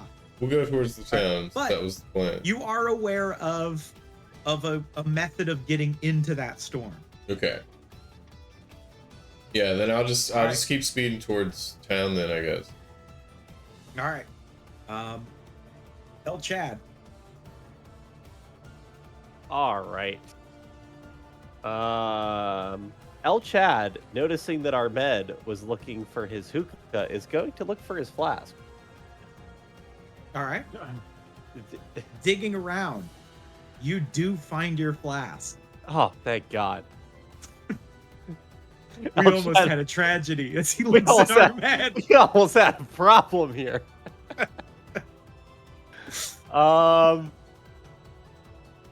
Is Ahmed still having problems finding his hookah? Yeah. He can't find it. All would right. you like to Locate object? Oh my God. Okay, so it will end the bless. Okay, but that's fine. I think it's worth. Hold on, let me go to. I'm gonna play that music again, the spooky music. As you start locating it, you're like, "Don't worry, I got this." You sense something. You sense the object. It is not in this car. It is far off, far and away in the direction of the town. It is in the bag of a small man. And because you know this man, and because of the weird nature of how his hookah was sort of burglarized, Oh God, it was Bingo, wasn't it? you know that it was. Wait a minute, that small man is Bingo Bobbins. As you see, you actually can visualize it being in his pouch. That rat bastard. Did it survive the fall? When he was thrown into a dragon? Roll 2d6 for me, Bingo. Let's. Oh no.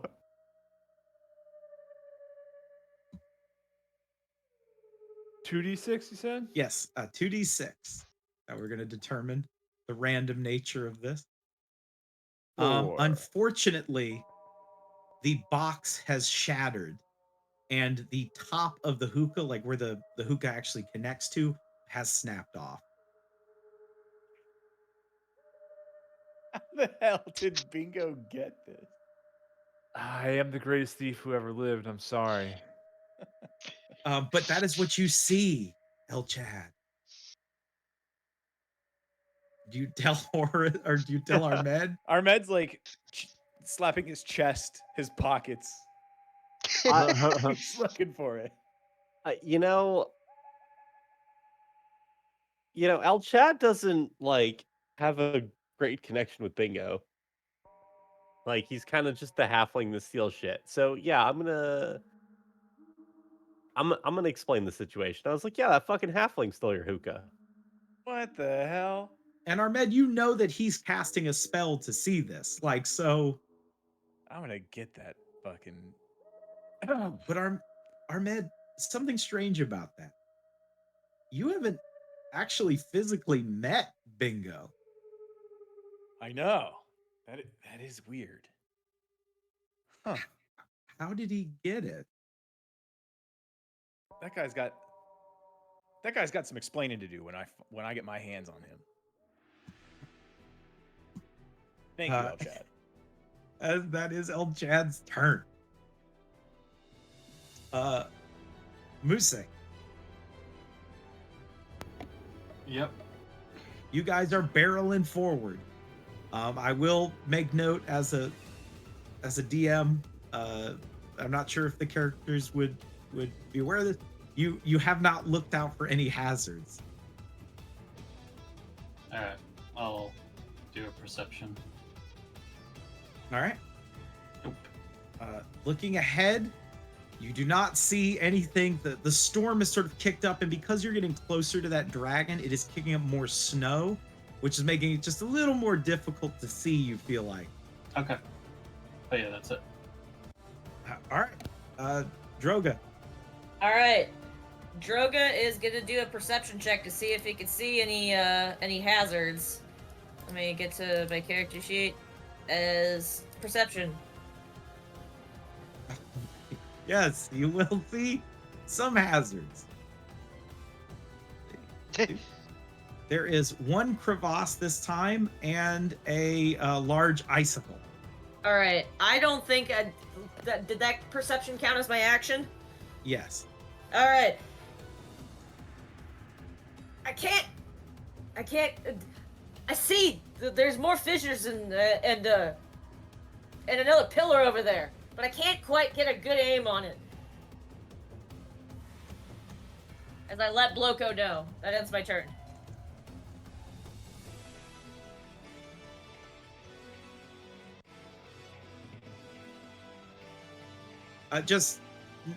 Nate, if you need to know, it was when Bingo was knocked unconscious. We started last session where he was in a strange camp with tapestries. Yeah, if you watch the video from last week, it's like the first 5 minutes. Okay. Yeah, Okay. he was I like that. unnaturally drawn to some hookah that was stashed away. Too funny. All right, Armed, you hear Droga sort of call out some hazards. Yeah. Yeah, Yoko's got it. First things first, though. This hookah business. This hookah business. I am fiending a little bit, and he's mad. I need a little something to calm me down. Are there any pieces of paper in this Manuel book that Yeah, there's that, some paper. aren't wet from Horace's drool? Yeah, we'll say in the back of it, there's some blank sheets. All right, he's gonna pull a page from the They back. say notes. Yeah, and he's gonna just give it a cursory look. Probably not important. And he's gonna attempt a little roll his own, roll up a Lucy. And he's gonna think for a moment. Actually, let's see if it's a good enough Lucy or not. Oof, he botched it. Oh, he's even madder now. Yeah, it's shitty, and you realize now that you've done it, it is kind of wet. Oh, You didn't quite realize it at first, but it was like it's kind of damp. He's just sort of disgusted, and he looks out the window unhappily. Muse will hand him one of her lollipops. Will this help take the fix off? No, thank you. Thank you. It's but- weird. Like Muse has this lollipop in her mouth, but it's like smoking at the end. Oh yeah. And the lollipop is blood red. Yeah. Was this lollipop already in your mouth? No, God no. Oh, okay. Then Armed's like, I mean, yeah, thank you. And he takes it. And partakes a mouth? bit. Yeah. Yeah. Tastes like What is blood. Tastes like copper pennies. Yeah. Oh, gosh.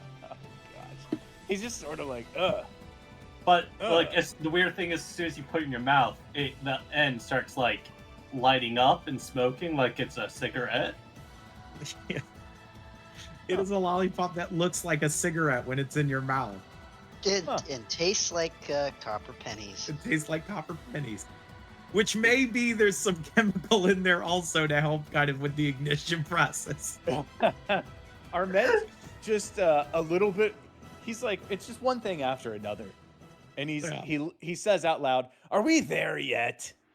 No. And he takes the hourglass and flips it over to the speed up time side. Oh. All right. And that's turn. As you flip it and turn it to the speed up side, Ahmed, something strange happens with the hourglass. It is not functioning quite in the same way that it did when you were in the Maze of Monsters.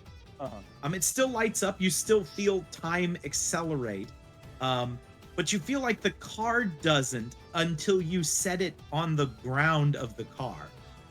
Ooh. So basically, setting it down, having it in contact with the car, causes it to speed up. Okay. Well,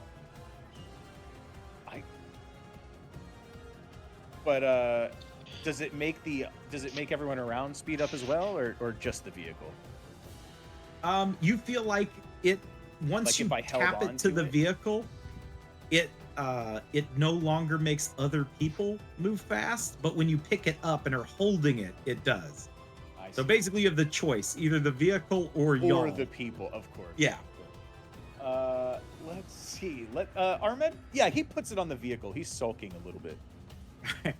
Ooh, this car starts going real fucking fast. Bloody hell! Almost as if you had boosted, but without the requiring of pressing it. Baps. It's like you boosted on accident. Just an accidental boost of Just speed. an accidental boost. And Yeah, like you're not sure if Baps or one of them pressed the button. Baps. All right. So as we are rocketed towards these things,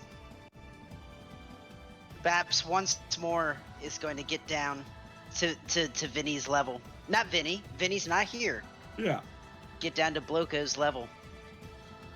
But Bloko, you see those ahead, and you see we're almost there. This might be the last hurdle. Yeah. I know you have this in you. I know you do. So punch it, and let's get to Nah. All right. Yeah, she's Let's see probably that fine. persuasion. All right, you know what? I'm gonna drop another superiority dice to add another D10. And I'm glad that I did.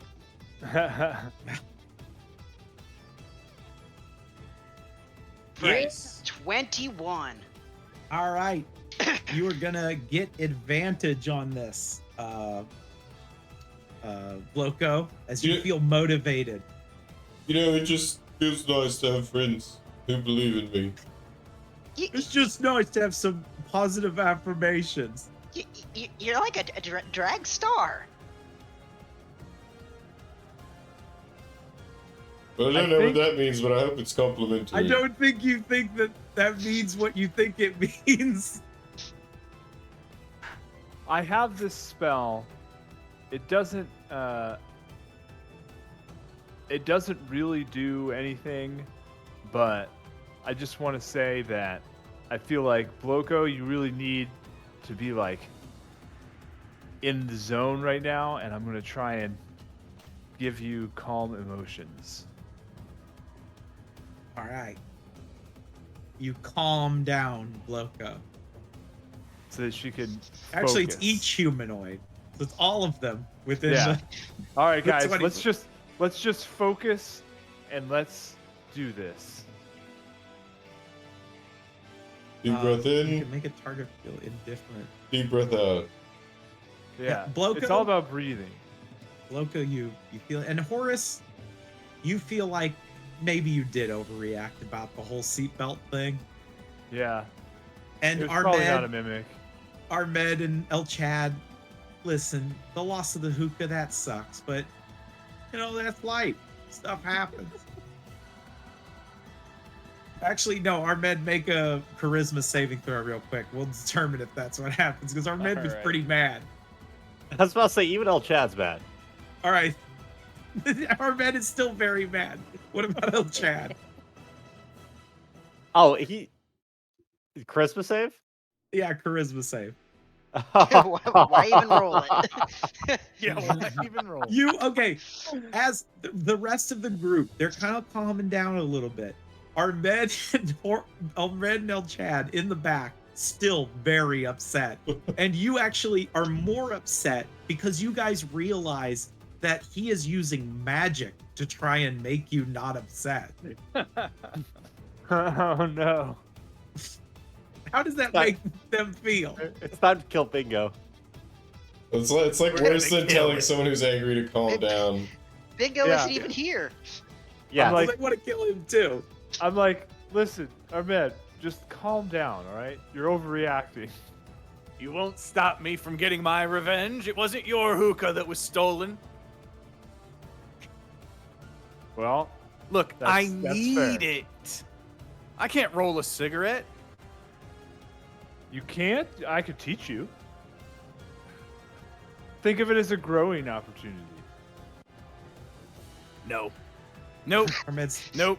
thinking, what the fuck am I even doing? And he What just the rips fuck up am the I even papers. doing here with a fucking drooled on cigarette? And I can't even roll it because you drooled on the papers. And now Well- Ahmed's just mad all around. Do you want a Not lollipop? Dad's gonna hand Ahmed his flask. I angrily drink from it. All right. What did you have in it? El Chad special, just some Radish Really? moonshine. some really cheap whiskey. Whatever you can find. All the Some- bottom just some fucking drippings. horribly cheap, like clear liquor or whiskey. Just Yeah. know. It's radish moonshine. The world's cheapest ale. It's flammable. You can drink That's how it you and know. you can use it as fuel. Yeah, but who the fuck would use it as fuel? All right, Bloco, let's see that Okay. roll. All right. Was this at advantage or normal? Advantage.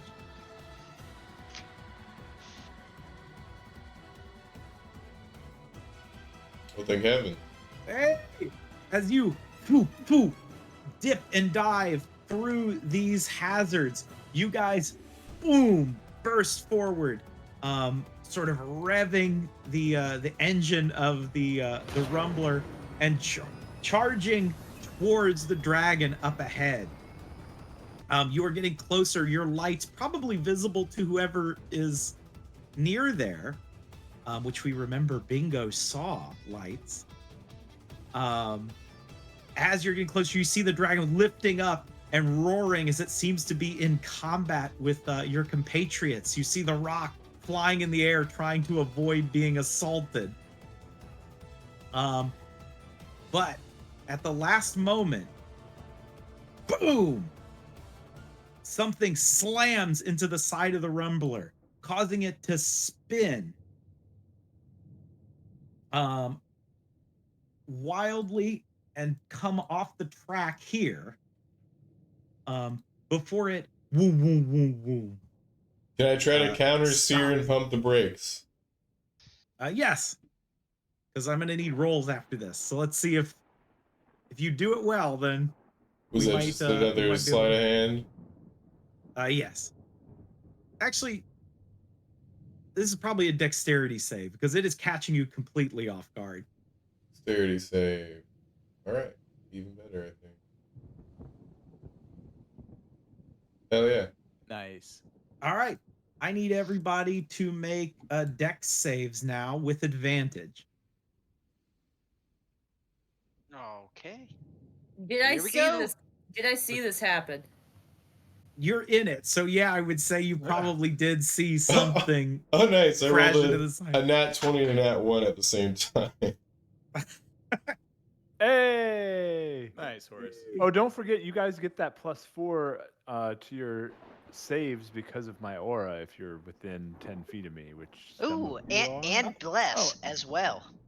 I thought the I blast have went bless. down. We don't have bless anymore. Oh, we don't. Yes, Okay. you do not have bless because he had to use locate object. Okay. Yeah. Well, Um, El Chad's in here too. So Yeah. he gives a +5, don't he? Yeah, I give a +5 to everybody. Okay, so that's a 17 for Baps then. That's a 23 for Droga then. You all, luckily, have kept yourselves from being knocked around, having grabbed onto these seats, and through Bloko's sort of expert driving, managed to pump the brakes and at least swerve it to a more safe and controlled stop before you hear the engine kind of boom, boom, boom, boom, boom, and stop. You don't think that the car has completely gone down, but when Bloko, when you kind of press it to start it again, it's not quite starting right away. It's like boom, boom, boom, boom, boom, boom, boom, boom, as it seems to be kind of recovering from this smack that it took. Um, and you are going to hear somebody outside of the vehicle. Oh, nice.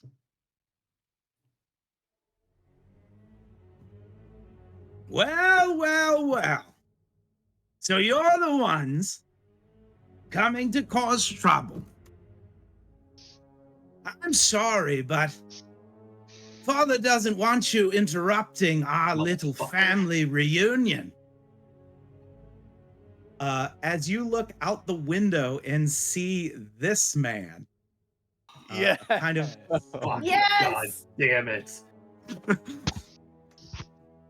Mother. that? I'm sorry, who I are don't know. you?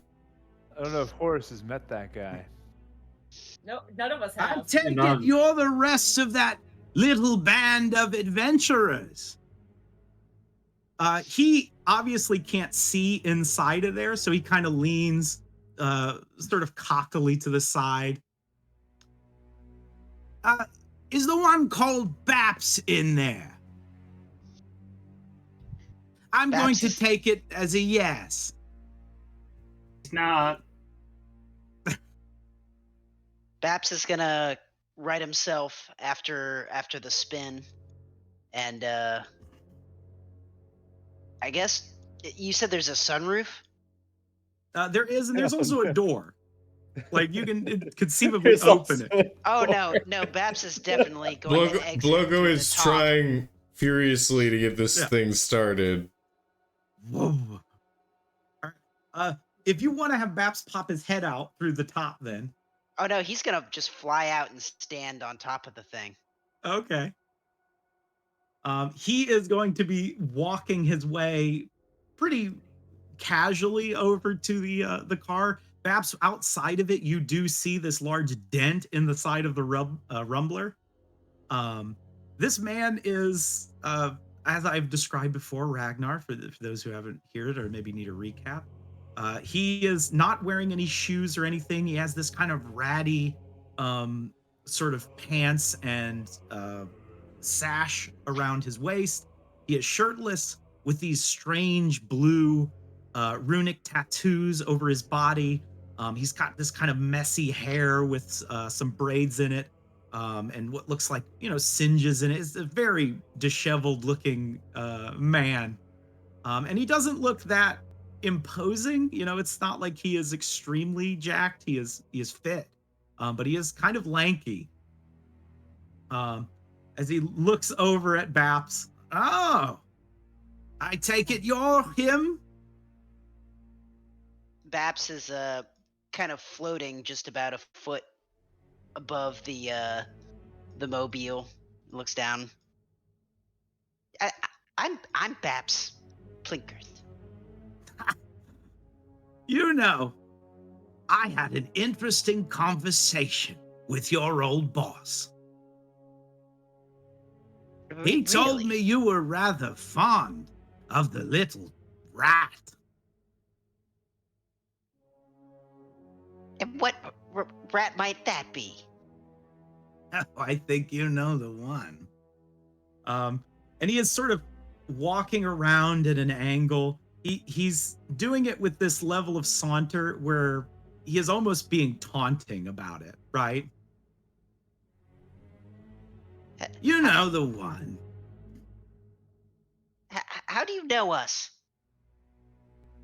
Oh, I know of you. I don't know you personally. Not that I particularly care. But, unfortunately for you, I have a vested interest in that little scraggly blonde rat of yours. Ah. Yep, Well, that's the one. it sounds like you're gonna get to know me real quick, bastard. Well, yes, of course.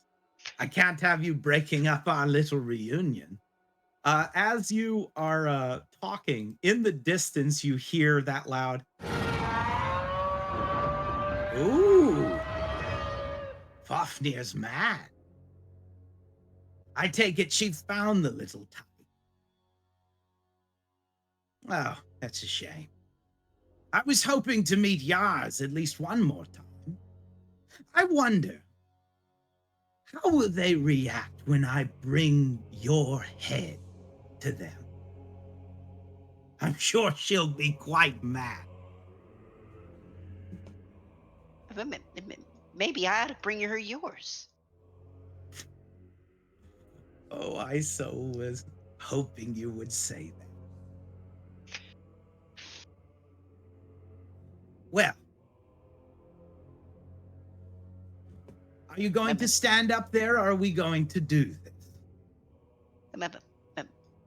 Make your move, asshole. All right. But I want you to know something. I'm going to enjoy looking at her face when I drag your fat corpse to her. And we're going to roll a new initiative. Let's go. Oh man.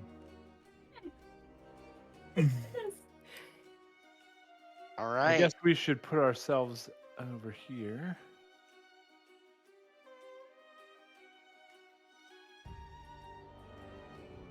Of course. Oh. No. I think what it is Oh! him saying that with such confidence is kind of unsettling even to Babs. Right? Babs is waiting for him to make his move. Uh. He said so, right? Yeah. Oh, I can't wait, because I got lightning strike up. Yeah. Or I got call lightning up right now. All right. He is going to say one final thing before we fight. He says, "Oh, and if it makes you all more motivated, I'm 1-0 with that other group. I bet you'll wonder which one I killed. You'll have to beat it out of me, I suppose." As we get to Horus. Oh, I get to go first. All right. Well, you heard him, fellas. Let's beat it out of him. And I'm going to hop down off this thing, run to about here, and then let's see. Do I have anything good? I'm going to.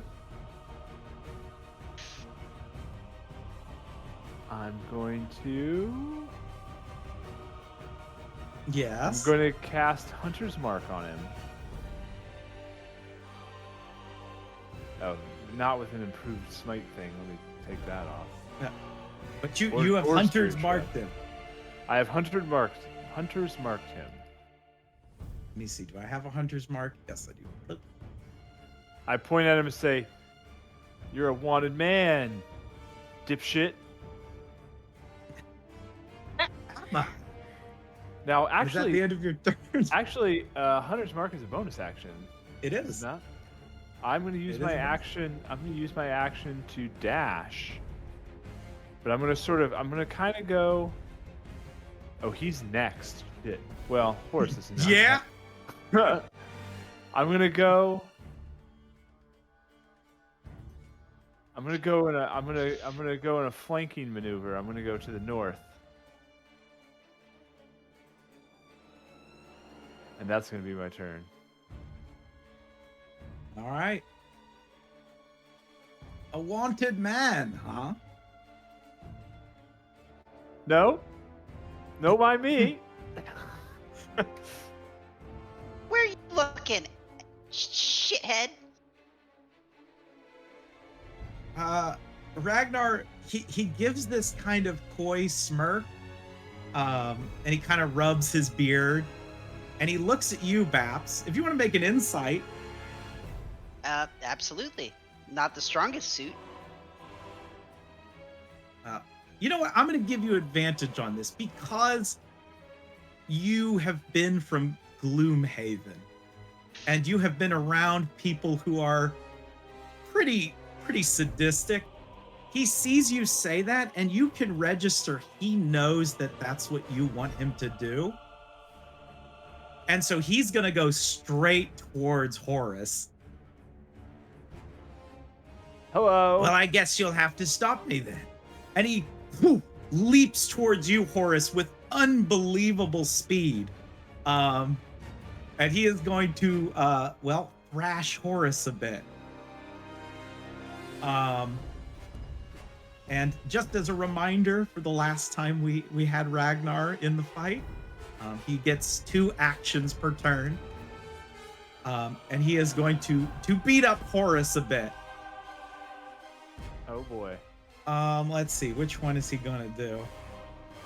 Do I still have my dwarf plate though? So that is true. I'm pretty tough to hit, but he's Yeah. probably gonna roll like 40s. He's pretty good at hitting, so we'll see what happens. First thing, he like reaches his hand and swings this big hit at Horus.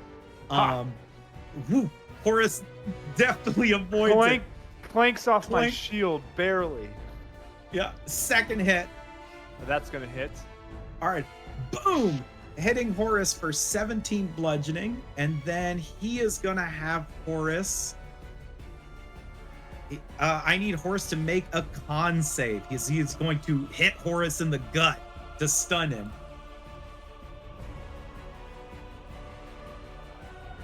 Ha! 24. Horus well, I guess it's not an advantage, but it would be the first one, right? So Yeah. that's fine. So Horus, you boom, take this hit to the gut, pretty good, Like a man. like a man. And then he is going to smirk and go, "You're a tough nut to crack."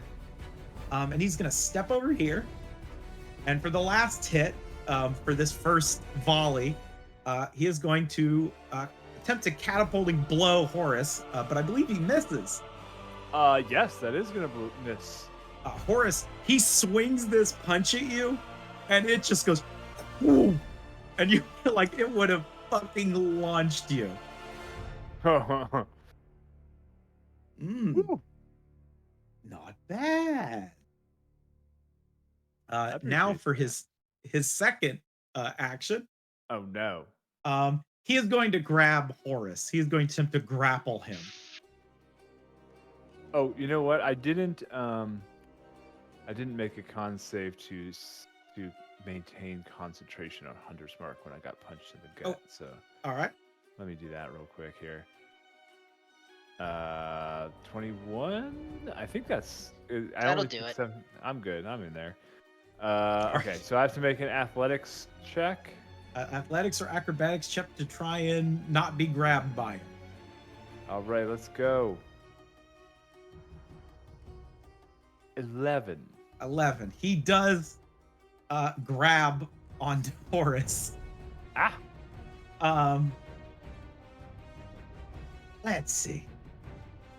I got an idea. And Horus, he grabs you and throws you straight up into the air. Oh. Okay. Launching you 38 feet, so 35 feet straight up.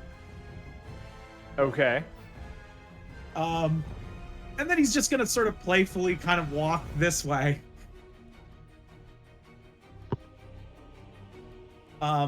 Baps, with that insight you had earlier, you can tell that he's just fucking around.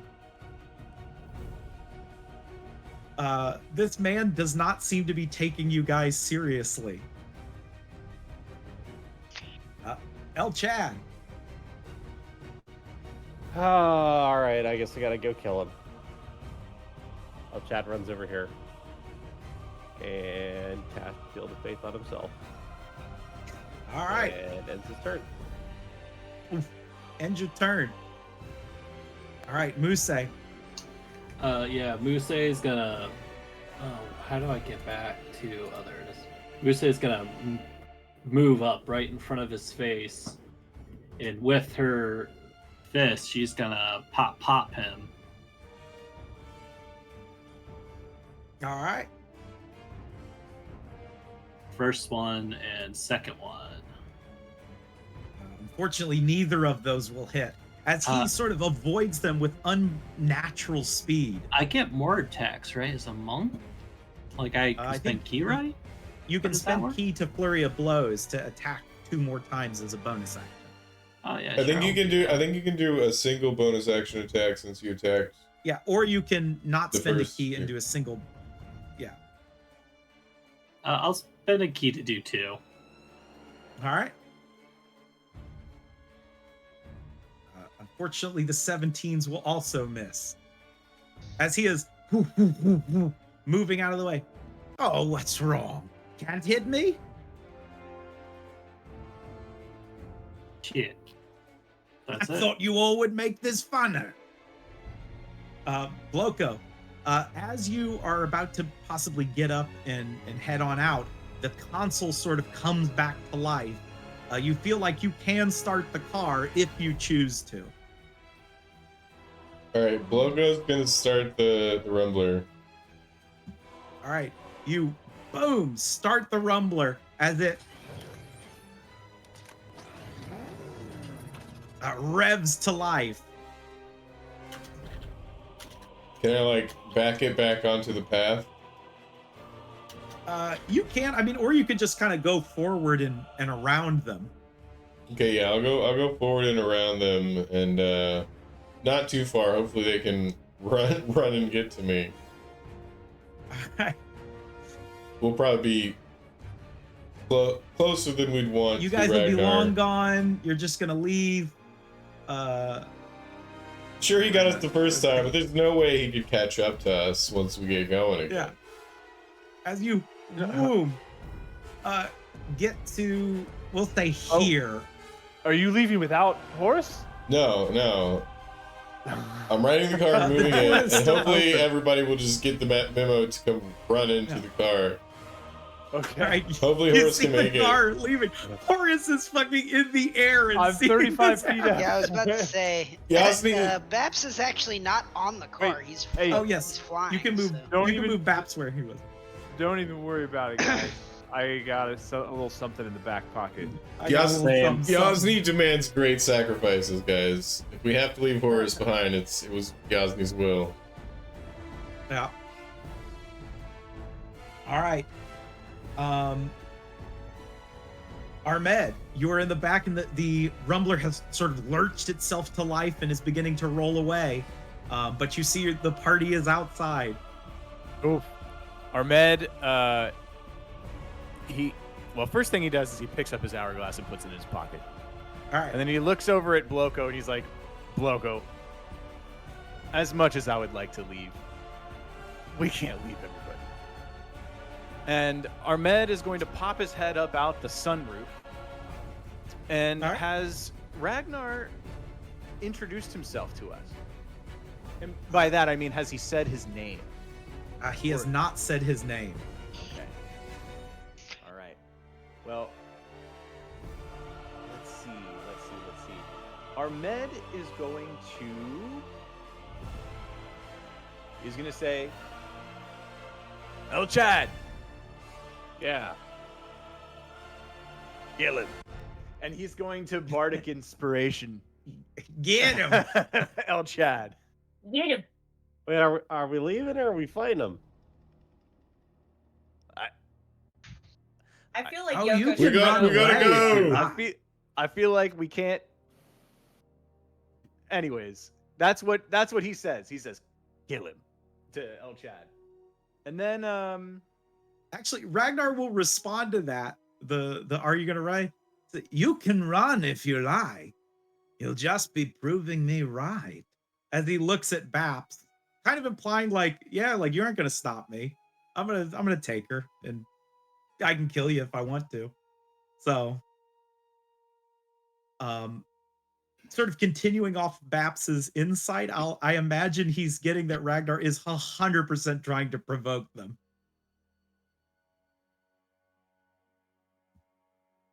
Run along.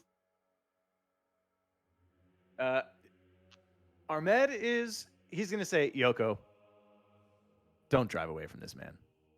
And he's gonna say it kind of seriously. He's already in a bad mood. And he's gonna say, I'm gonna give you something to be afraid of. And he casts his void behind the rainbow right next to him. And it's All right. It's a Swirls of magic swirl around him. Ragnar is surrounded by all sorts of horrid images before he cocks his head back and begins laughing. You think your little tricks can stop me? I'm having far too much fun with this. Oof, El Chad, you better kill him. And then I think that's I will say that, yeah, it's such a disconcerting thing. Ahmed, for a brief moment, you think you see visions of Ragnar in those vast dreams that you were trying to conjure. You're, kind of spooked by it. All right. All right, Baps. Okay.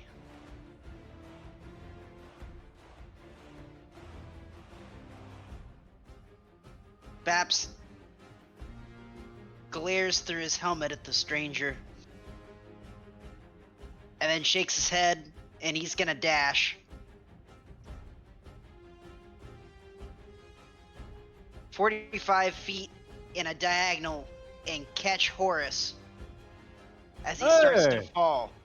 All right. Swoop by, snatch Horus. Fucking heavy. And Baps is gonna fly down in another diagonal. He's moved 45, 50, 55, 60, so that he's hovering about 10 foot in the air, and he's gonna drop Horus there. Right about there. All right, as Horus, you are placed back on the ground. All right. Get serious. Are we fighting this guy? Or are we running away? Should we run him over with the rumbler? We're gonna murder him. And I believe that I don't think Baps has any cool bonus actions to do right now, so I think that's his turn. All right, he is looking at Baps, and you could tell he is enjoying this this sort of moment that's happening. Droga. All right, Yoko and Ahmed are gonna see Drogo like crack his neck for a second, like back and forth, and then he's just gonna stand up and jump out. Let's see. We'll say that this equal is 10. As we're gonna go there. As Drogo's just gonna slowly start walking forward, and he's gonna like he's gonna pump his left fist, and his shield's gonna pop out from. Yeah, and then Drogo's just gonna like point his hand up, and like call lightning down on Ragnar. All right. I need to make a dex save, right? Yep, DC is 14. He got a 17. All right, he's gonna take half of this, so it's gonna be what, rounded up or down? It's rounded down, so it's It's gonna be 7. As the bolt slams down on him, he seems a lot less affected by it than you were kind of hoping. Okay, but does he take any damage from whatsoever? He does. Okay. Let me see. Let me get it. As he's gonna go back 10 feet. All right. Boom. Knocks him back 10 feet. Okay. As he moves 10 feet, he procs my reaction to whack him with oh man, it's been so long since I've played BAPS. Actually, he polearm would have ended up in master. this square because he's supposed to be exactly a part away. But yes, that will proc it. I don't think it technically does, but I don't think I'll it say technically does. Rule It's of up cool. to you. Rule of cool. We've already decided. Swing it. All right. BAPS will swing it.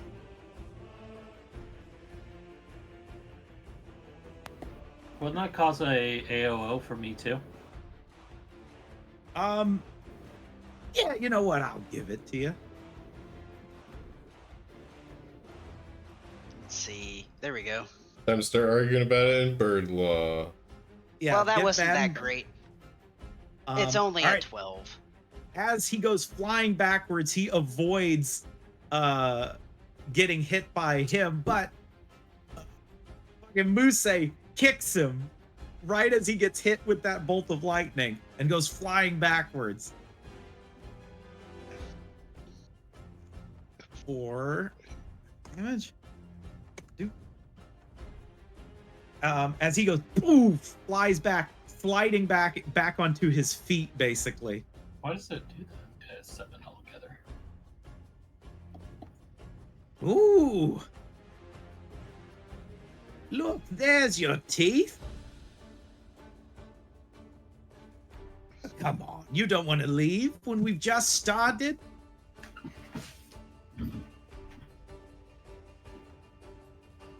As we get to Horus. All right. Well, Horus Isn't that right, Paladin?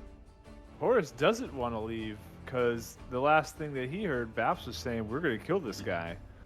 So, he is. Oh, I have my hunter's mark marked on this guy, right? And I'm going to. Oh, and I get my improved divine smite because it's on everything now, right? Yes. All right, so I'm going to click that. And then I'm going to thwack at this gentleman with my Warhammer.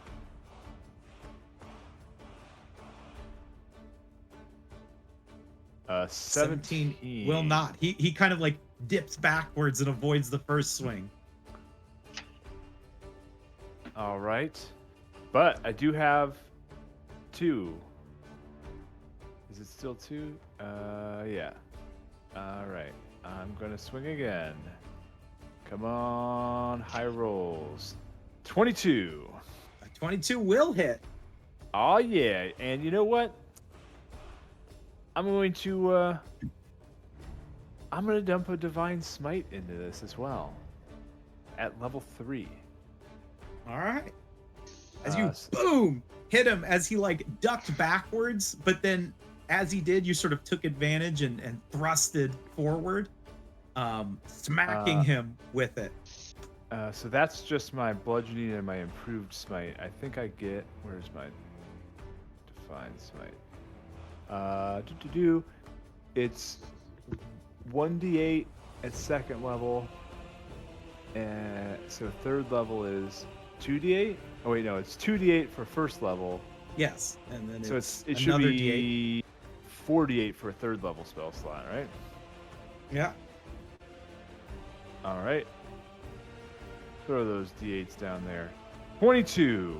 22. So- All right. So that is. Let me get the total here. Yeah, 38.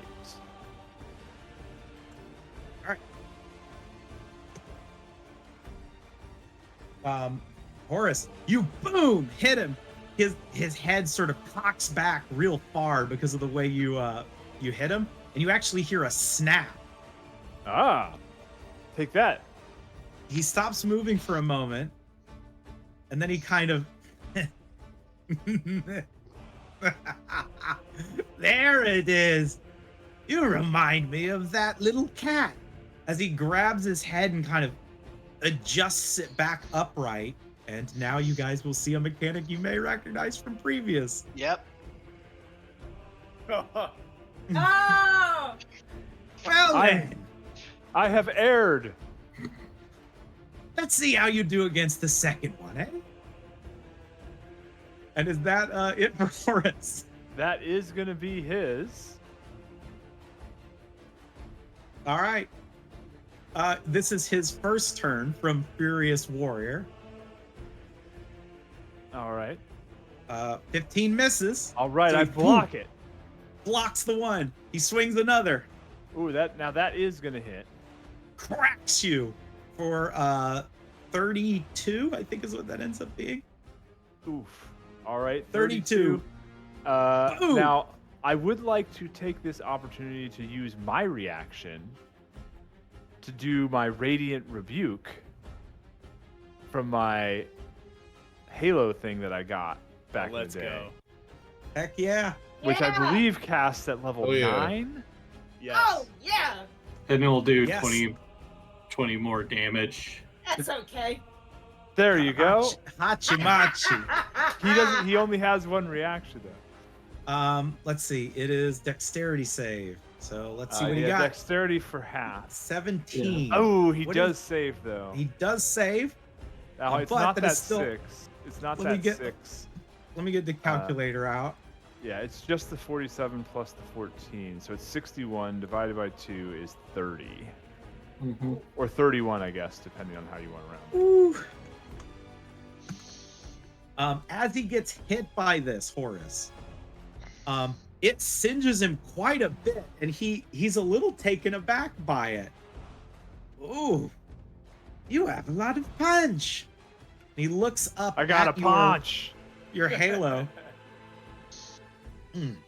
Let's see.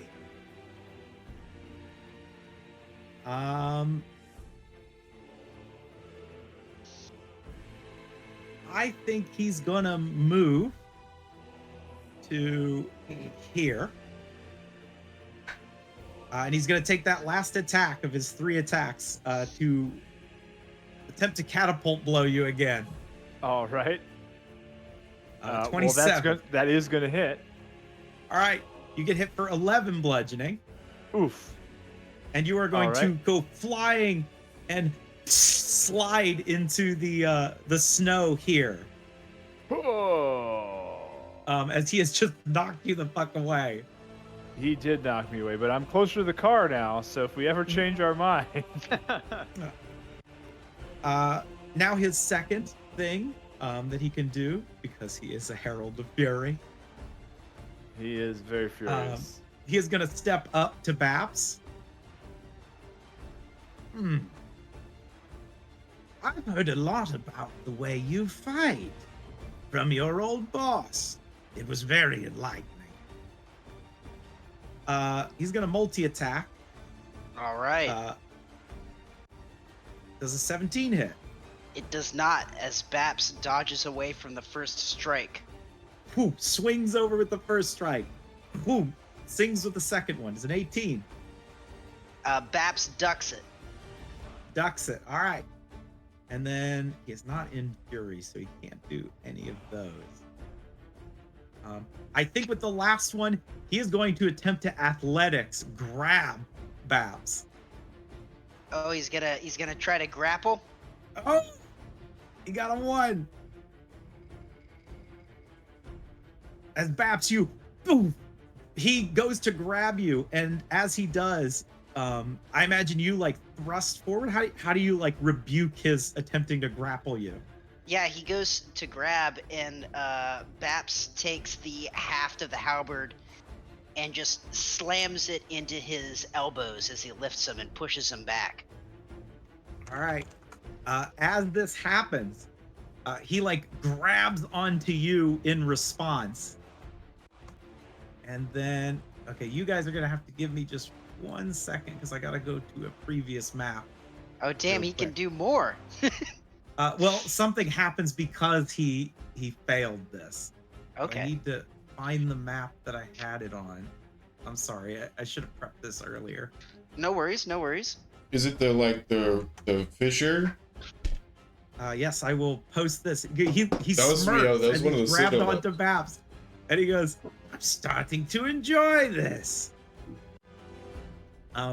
As he is now grappling with Babs at the moment, and a fissure, the ice begins to crack underneath you two.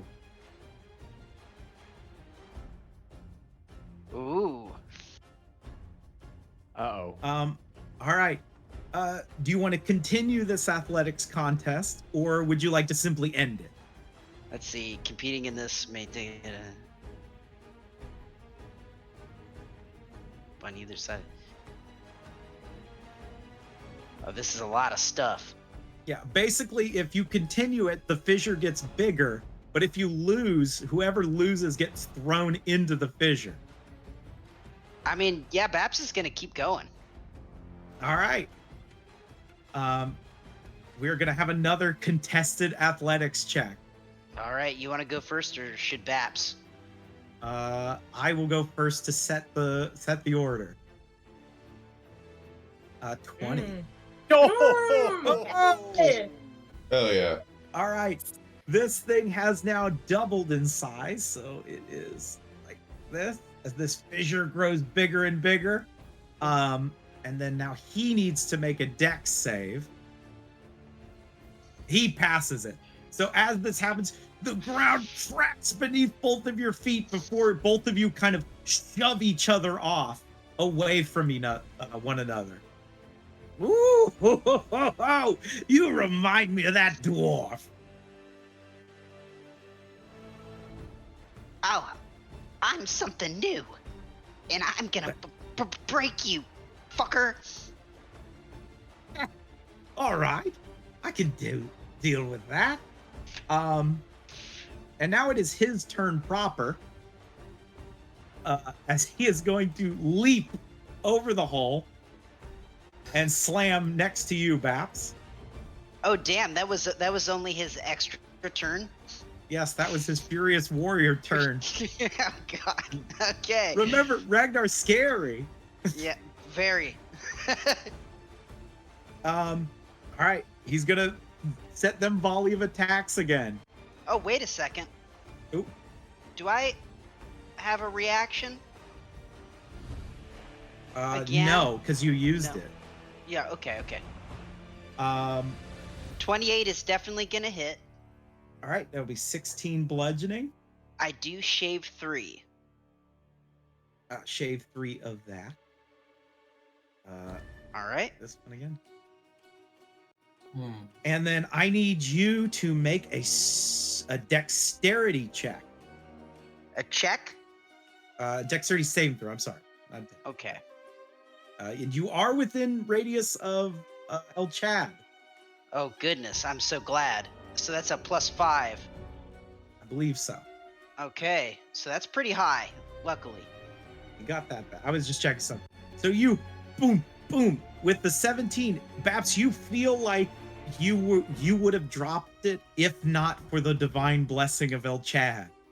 As he attempted to knock your halberd out of your hands. Disarming you. He's going to take a step, and he's going to swing a slug. Boom.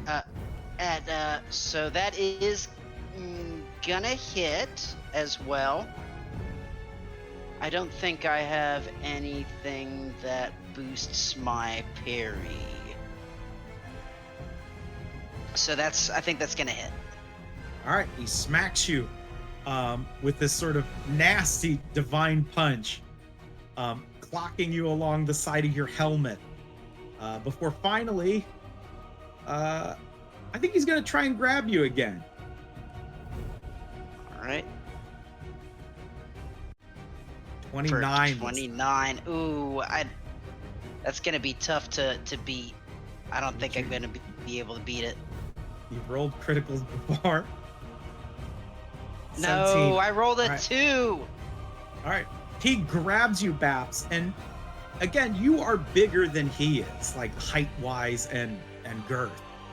But he grabs you with this unbelievable strength and lifts you up into the air as he goes, "Why don't you sit this one out for a bit while I deal with the paladin?" And he is going to hurl Baps this way, landing him here. Before stepping up to El Chad. Oh, hi, buddy. Hi. And now for his second action, because again, he is moving very fast. He is going to attempt to strike El Chad. Does 23 hit? Yeah, 23 hits. 13. All right. And then I need you to make a dexterity saving throw. All right. 22. All right, he doesn't knock your shield out of your hand. He is then going to slug you, which I believe that 30 will hit. Yeah, is that the 28? Yeah, it's going to be 28. All right. And then he is going to attempt to grab you. All right, that's athletics check. Yes, athletics or acrobatics, whichever is higher. He grabs me. And he has grabbed you. As he does, you feel like he is attempting to strangle you. So I need you to make a con save. That is going to pass it, so you will take half of 26, which is 13. All right. All right, as he is lifting you in the air with one hand and strangling you. You better hurry, big man. As he gets to El Chad, as you're like holding up, I will say he's not looking at you. Ragnar is not really paying you any mind as he is choking you. Can I still cast spells while being grappled? You can. Yes. All right, well, I'm going to cast his favorite spell. Banishment. Oh, yeah. All right. You ready for this? Yeah. Yes! Yeah. You better hurry. There won't be much. Now, as he is gone, El Chad, unlike normal times you've banished things, you feel this force pushing back on the banishment. This happened with the Count, I believe, in their first encounter. Yeah. So all of you have realized, like, oh shit. I'll say, for the people who do know, I think Marine at one point sent a message to Bap saying, like, we got into a fight with something bad. And this might be the something bad. No, I distinctly said we got in a fight with the Herald of Talos. His name is Ragnar. Yeah. All right, El Chad, what do you do? Because you are no longer grappled. You can breathe easy. All right. El Chad's gonna leave. I'm running back to the car. Because El Chad is at half health from when he started. Muse. Muse, we're like, oh, are we leaving now? Yeah, get to here. Muse goes bolting over to the car. Actually, no, double move, get into the car. All right, jumping in. Does Muse say anything? Because it looks like you dive next to Bloka. It's just like a dive and a somersault, like, let's go. She's immediately punched in the seat again. Yeah, drive. Bloka, are you preparing to drive away? Yeah, since Bloko clearly knows better than our man. No, but he's also gonna be yelling out the window to be like, get Babs and tell him we gotta get to Gnaw. No. All right. As the engine revs up, the tires spin as they're getting ready to peel off, I imagine. Ahmed, do you do anything? You've seen this man disappear. You've also seen this man be very dangerous. I imagine it was unexpectedly violent. Yeah. Ahmed calls out to Babs and says, Babs, I know what you want, but he's clearly trying to goad us into a fight. Maybe it's best we go. And Ahmed holds an action for a spell if our friend comes back. And by our friend, I mean our enemy. All right. By our friend, I mean our enemy. Babs. Babs looks at the spot where Ragnar just blinked away, and then hears everybody yelling at him, and hears the mobile spinning its tires in the snow, and feels the presence of Na through the ring, and feels where she is. What does he feel right now, DM? He feels her higher in the air than he is, like elevation-wise. As you see that light in the distance near the town lifting into the air. Or it's floating in the air. It's not on the ground anymore. Babs grits his teeth under his helmet. In a scream of frustration, flies back to the Rambler with a All right. dash.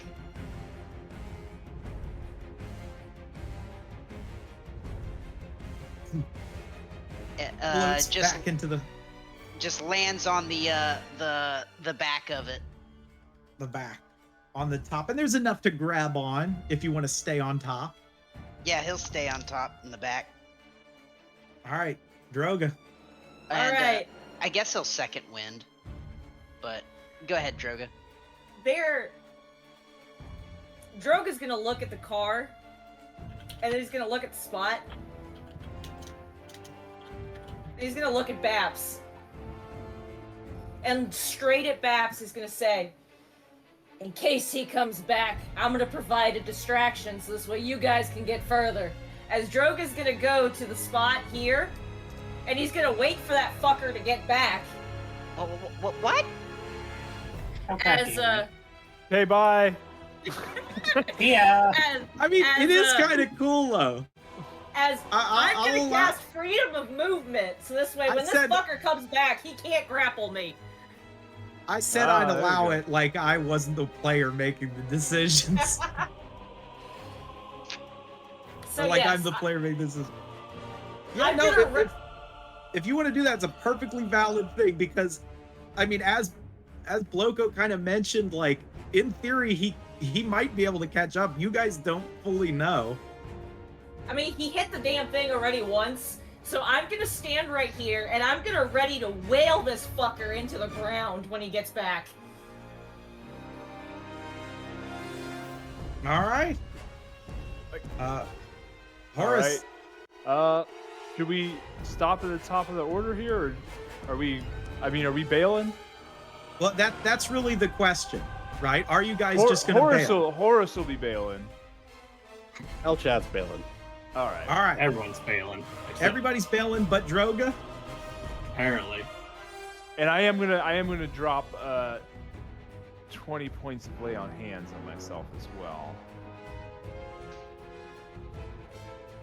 Just so that Ready? I'm- Is there But, one for yeah. freedom of movement?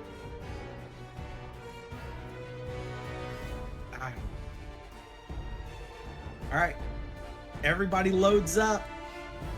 Are All you right, sure bye. you don't want to go, Droga? You damn your ass! I'm gonna be right here. All right. Then I'll say the car boom peels off, assuming you guys do leave. Like, yeah, right? We're leaving, Maybe. Loco. Are we Yep. leaving? Gun it. Leaving. Yep. Leaving. Get in, All right. loser. Boom, we're guns ditching off. Droga. Baps, you see We never liked Droga you. at the tail, waiting, waiting for Ragnar to show back up again. As you guys begin driving through the storm, you see what looks like a massive dragon burning and screaming as it lunges through the sky. It is at this point, after a moment, Ragnar does appear again. He looks disappointed that it's just you. And he is going, or actually make an attack, because you said you readied an attack, so we'll end on this. All right, I will ready an attack as I'm gonna hit this fucker with a fist. Let's see it. As let's go. A 20. Actually, I'm gonna reckless, so let me do it again. All right. Okay. A 26 will hit. And I'm gonna use Crusher. So he's gonna All right. go back 5 feet, but he's also gonna go back another 10 feet because of lightning damage. All right, because of the other thing. Okay, I get it. As he, boom, gets knocked back 5 feet. He goes, oh, real dirty move. Ugh. I must admit, and he kind of stops. And unlike before where he seemed kind of cocky, he seems a bit surprised. As he reaches up and he touches his eye, and there's a bit of blood pouring out of it. And you see that it's almost red and bloodshot in one eye. Huh. And then he looks up at the dragon. That little bitch. And that is where we will end tonight's session. Ooh. Hell yeah. All right. On that note, thanks for watching. Don't forget to like, comment, share, and watch all of our incredible videos. And stay tuned to the Adventurer's Landing.